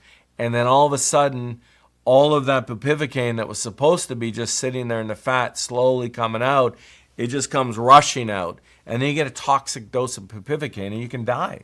And in fact, somebody did die in Miami in a plastic surgery office I don't know, a couple of years ago, and it was an overdose of bupivacaine, so of the Exparel. So I don't even have it in my office because I don't even want somebody to pick up a vial of that and confuse it with any lidocaine. So that's the reason why I don't use it. If I didn't do as much lipo as I do with almost everything I do, brush my teeth, I do lipo, then I would use it because it's a great drug, and it gives you good long-term pain relief. But that's why I don't use it. Let's see. Yeah, I figured that you knew that I didn't like wish picks. What about breast with a pre-existing lump? Well, okay, so in general, if we're talking about any breast surgery at all, if you're going to have the same screening that you would even if you're not having breast surgery. So you see your family doctor, and it's time for your mammogram, you get your mammogram. And so if you had a lump, then that lump would have to be addressed prior to surgery. Now, if you had it worked up and it's a benign lump, then there's nothing to worry about, and you can have your surgery without a problem. We almost every time we operate, we see breast cysts, and it's very common to have cysts. Sometimes patients will ask me to remove a cyst during their breast augmentation or something. We don't need to; it's benign. And so, but whatever you have in your breast, whatever you would do for screening, or if you had a mammogram, they saw something and you needed a biopsy, all of that gets taken care of before. Plastic surgery is elective. It comes second to any other medical concern. So we always have to make sure that we are screening your breast just like we would before we do breast surgery. Let's see. Miss Fussaplenty. I'm having a robotic incisional hernia repair in September. It's too complicated to expect a plastic fix it with tummy tuck. Yeah, that would not, no one would do that. Well, I don't know. I wouldn't do that. I wouldn't have robotic intestinal or incisional hernia repair because they're going inside your abdomen there and they're doing that. I would let you heal from that. You don't want to be doing two operations of complication from one affect the other. So have your hernia fixed, and then 2 months later is what I tell patients, you can have your tummy tuck. Now, we can repair hernias doing your tummy tuck or during a mummy makeover. If it's a small hernia, we can do that when we do a tummy tuck. It's actually a really good time to repair hernia because you have really good visualization of that hernia and you can fix it. But I only do small hernias around the belly button. You had an incisional hernia, which is a hernia from a previous incision, and those tend to be bigger, and I would never suggest doing that. Having a plastic surgeon do that. It should be done with a general surgeon. Kendra, do you use cell saver?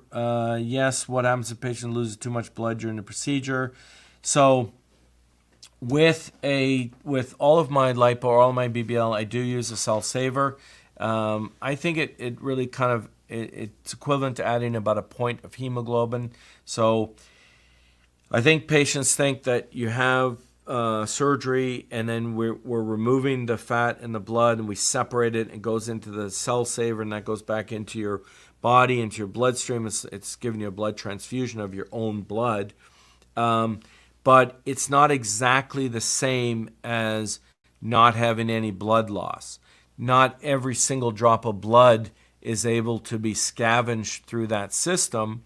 And there's also some trauma to the blood cells themselves with the lipo and also with the cell saver itself. So that decreases the amount of viable blood cells. So it's not exactly the same as not ever having lost any blood or not having surgery kind of thing.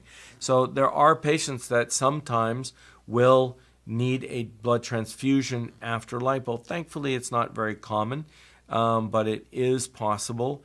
Even with the cell saver, it can happen. And if we see when I'm doing lipo, and this happened a few or maybe, 6 weeks ago, it was very difficult to perform the liposuction on the patient. She had a previous lipo, and so there was quite a bit of scarring from that. And then she just happened to have genetically very fibrous tissue, and so there's quite a bit of bleeding. Well, if that's the situation, then I have to stop. And so there are some times, it doesn't happen a lot, but a few times a year, we'll have to stop lipo because it's just too much, they're bleeding too much, and it's not safe to do it. So we're never in a situation where we're operating and the patient's bleeding too much, because if they are, I just stop. But there are times where patients do require a blood transfusion afterwards, but fortunately, like I said, that's not as common. Let's see. If you want to do a second round of BBL but have already had a lipo 360 and a tummy tuck, where would you harvest the fat from? Especially if you've done the lipo 360 and the tummy tuck. Well, as I mentioned earlier, the tummy tuck really doesn't affect having a BBL. You can lose if where's one of my little pre-tummy here? Here's somebody. So this skin, this is the skin that we remove with a tummy tuck. So, and this is a real patient. This is her after, right? Mm-hmm. So here she is. Is this before and after? Is this, or do I need to do this? Okay. So this is her before, this is her after. And we did a tummy tuck, and then she had a BBL later. I mean, it's so awesome. I love, these are real models. This is so cool. So here she is before her BBL, and there that's her after, okay? So, but anyhow, so where do we get the fat from if you've had a tummy tuck and lipo? Same place. We get the fat from exactly the same place. So when this tissue here, it's hard to see here, but when this tissue here is removed, we're going to bring this tissue down. All this tissue goes thrown in the garbage, and this purple line is going to come down to that purple line to get closed. Well, you still have fat everywhere. So there's all fat throughout here, the whole abdomen. This skin that came down here, I lipo all of that.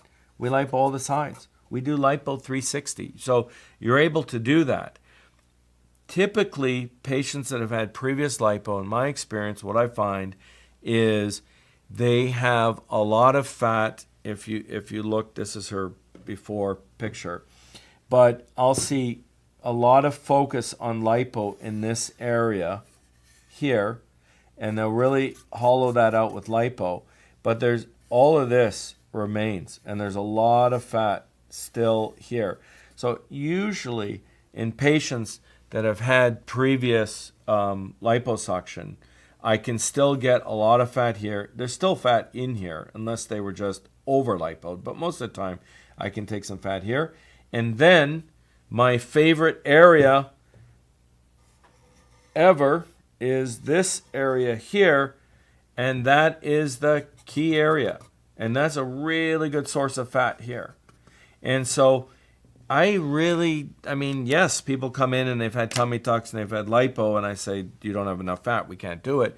But it's not very common. There's usually with the key area, with the upper back, sometimes with arms, and then just with the whole abdomen, there's plenty of fat. This goes, and in fact, I could read you a text message I just had from one of the sales girls earlier, and she said, I've got a patient who's interested in this, but I don't think she has enough fat for a BBL. And me being the smartass that I am, I'm like, I could do 2 BBLs with her fat. So it really doesn't, it's such a, someone today, they gained weight before their BBL, and she had plenty of fat, and she gained weight. I never tell patients to gain weight. I really don't. I tell my wife to gain weight. She does a lot of exercise. Turns out if you exercise like 8 hours a day, that you need to eat a little donut once in a while. Anyway, that I was following that advice. That didn't work out very well. But anyway, people really tend to overestimate the amount of fat that they need. for BBL, and it really it doesn't take as much as you think. Key area, yes, Letty, you're like a super fan out here. You got everything down. You know about the wish picks. Letty, what are you even doing on this live? I mean, I think you've heard this all before.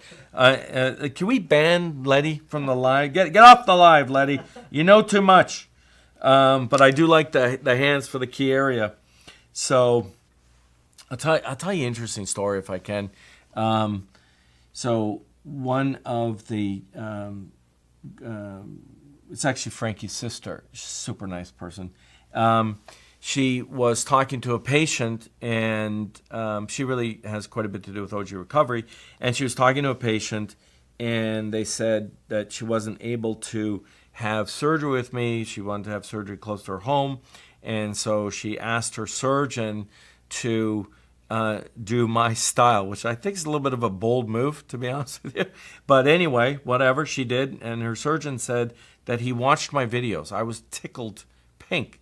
And that he watched my videos, and she said that he marked and the key area, and he pointed out to her the key area. And I'm like, yes, chalk one up for the key area. People are starting to like the key area. You know why we call the key area key?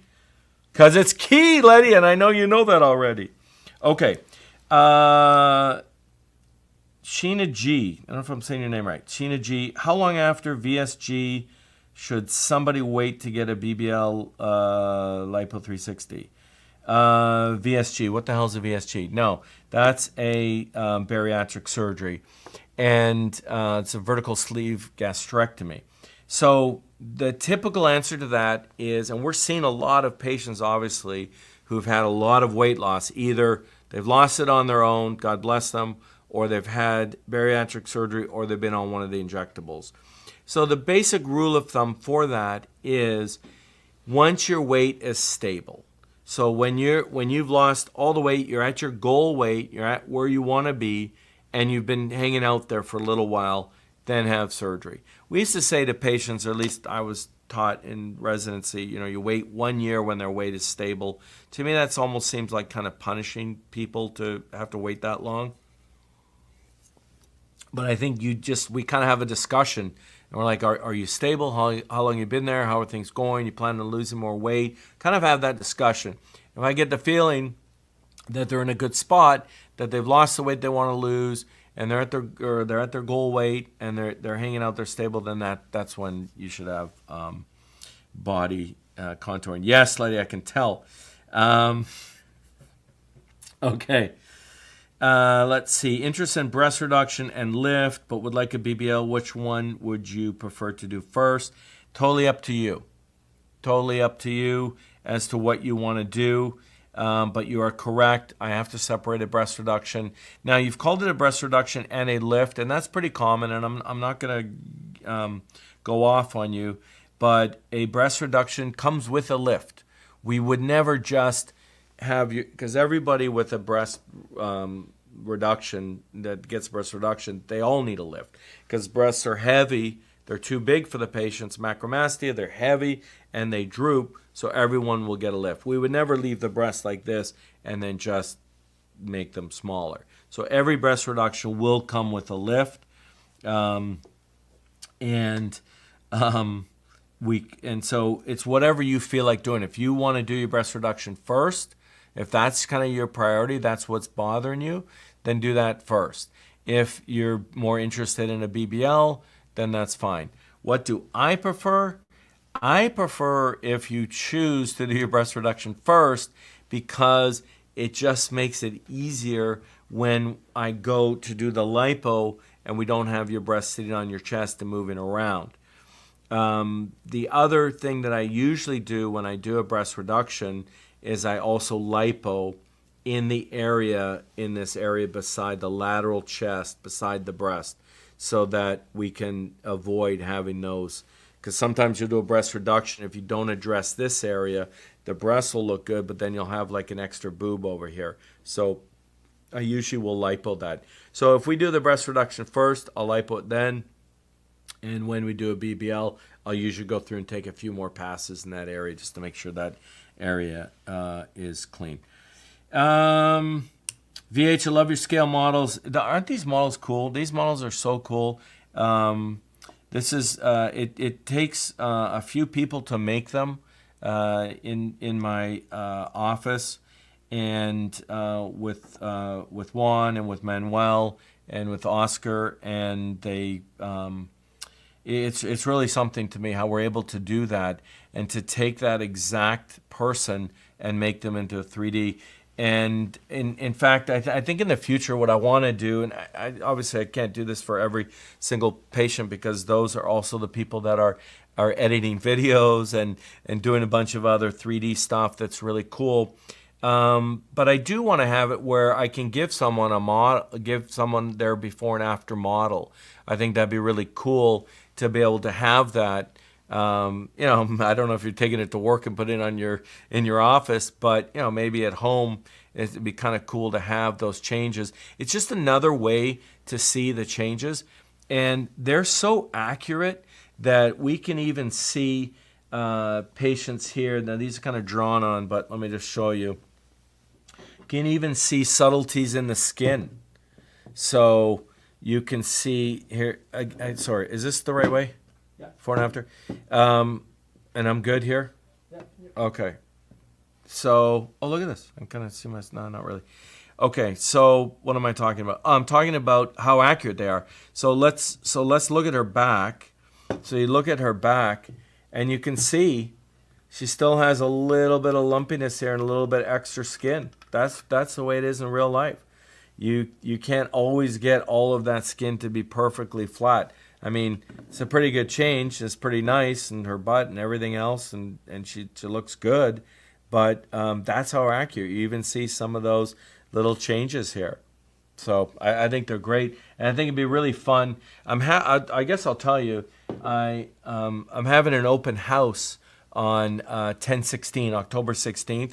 It's going to be super good. We've been preparing already for quite a long time, and we have 2-month home stretch now. But there's going to be quite a bit of these 3D models as part of that, and interactive things. You're going to be able to actually put an implant in. You're going to be able to treat cellulite, and I think as part of that, we're going to have gifts for auction, all this stuff, going a little crazy. But I think part of that I want to put in there where you can have that as part of your surgery, where you get like a before and after, but in a 3D printout. I just think it's so much better than the standard two-dimensional flat photos, and I think it's even better than video, because with video you're not in control of anything. You're just an observer watching, whereas when you have an actual model in your hand and you can then see. And I can tell you, I've seen things myself, because I have, I don't know, I got a whole bag of these 3D models, and I've looked at them myself, just carefully when I'm in my office and no one's there, and kind of go through and just like kind of looking at my results, and which as plastic surgeons we do a lot, we look at our results. So but it's, for me, I've enjoyed the fact that I can really kind of just take the person up. I can't do this when I'm sitting on a stool looking at the person. I can't do this when I'm watching a video. I don't have any control over the orientation of the video. I can't do it when I'm looking at a 2D photo. So it's really awesome. It's a really good way to look at results, and I like it. So anyway, that's a big shout out to the guys that do that, and to you for recognizing that. Okay, what's the downtime for? And we gotta go soon here, I guess. So, let me do 5 more questions, and then we'll get out of here. Let's see. What's the downtime for tummy tuck and lipo? So, one thing I did want to say before, I'm like, we got to get out of here.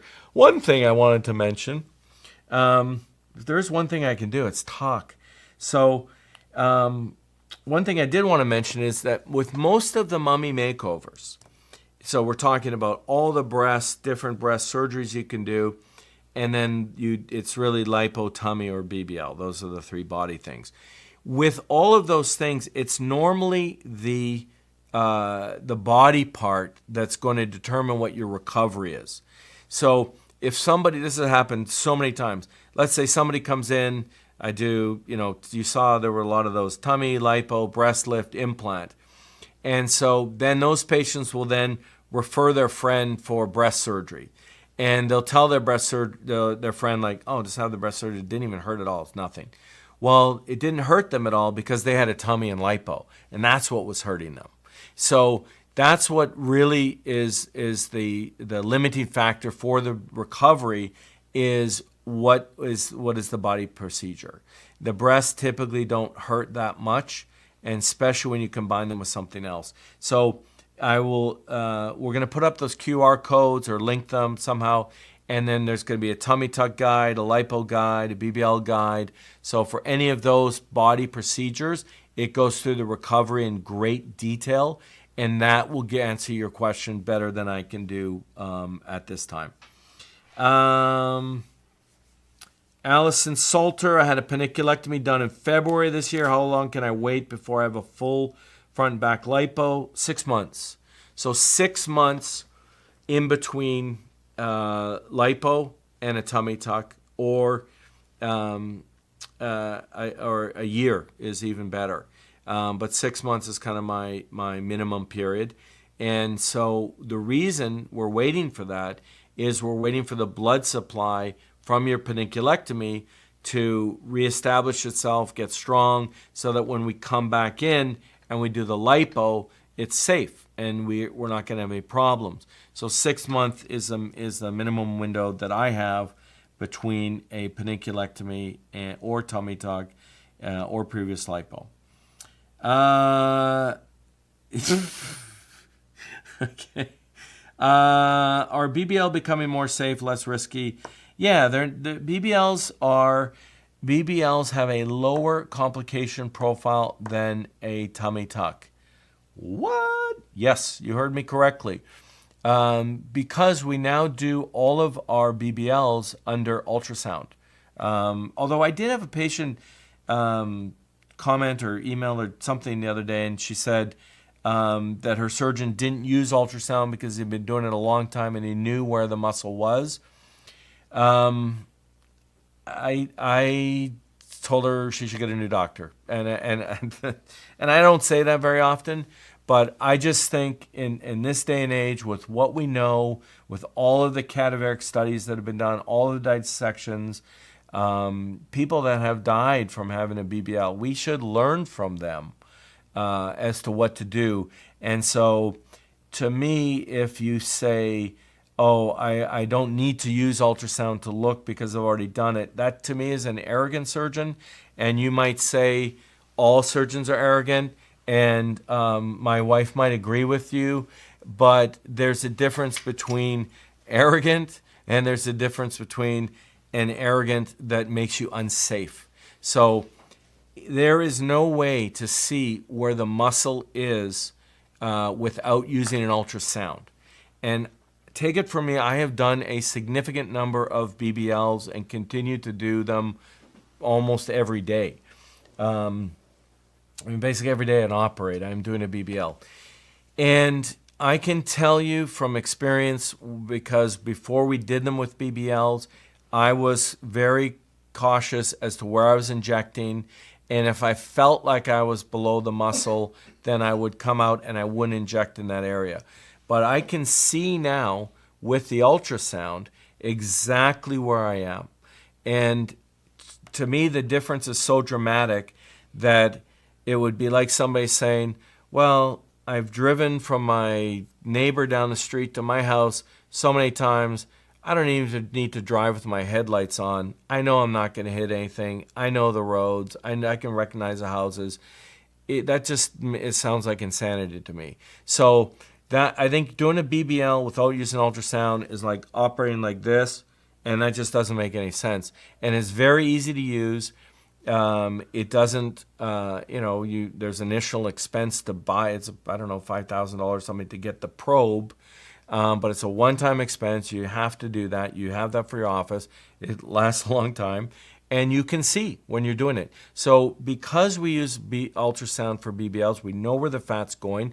We're not injecting it down into the deep muscles. This is, I'll show you, I can show you this on the overhead. This is a butt. And so we want to inject that fat into the layers of fat. There's two layers of fat. There's a superficial fat here. That's an upper layer of fat. And then there's a deeper layer. There's a deeper layer of fat. And so we inject into these layers of fat, into the upper one and the deeper one. I always inject the deeper one first. This one will expand more. And so you want to get the expansion. But I never go into the muscle or below the muscle.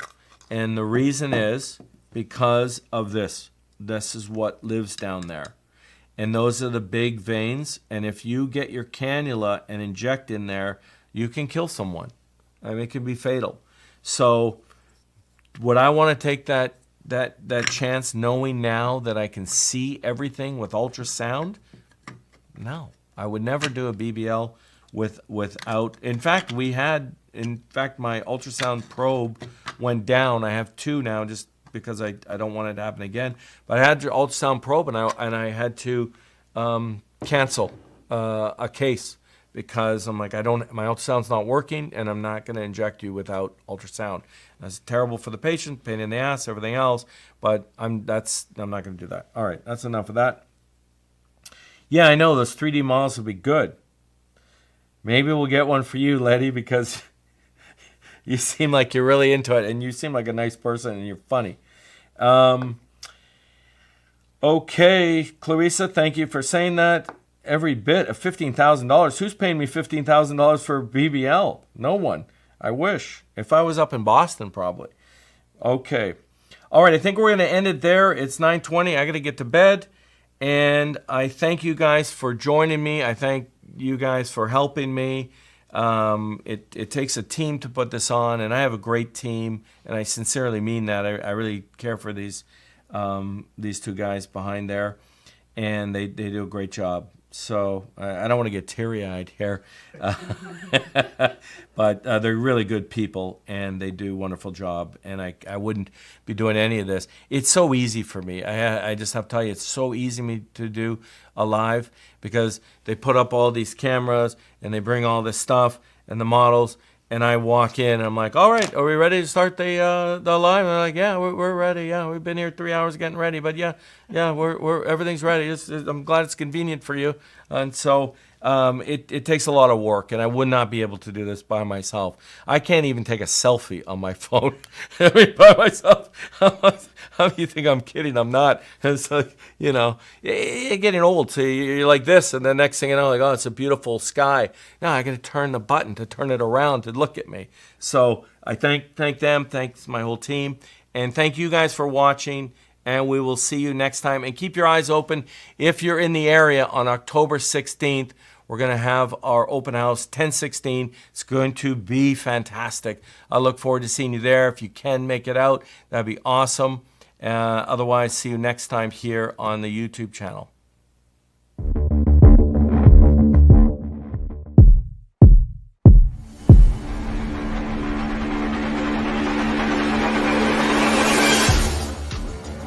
Hey, it's Dr. William. Grab your markers. Have you ever wondered why? Lipo through the key area, round, fill in the hip, blend that into the leg. I've got my pen and paper out today. I want to talk about...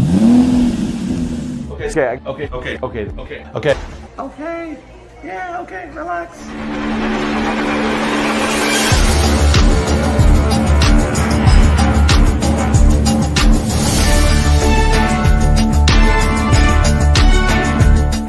Welcome to my YouTube channel.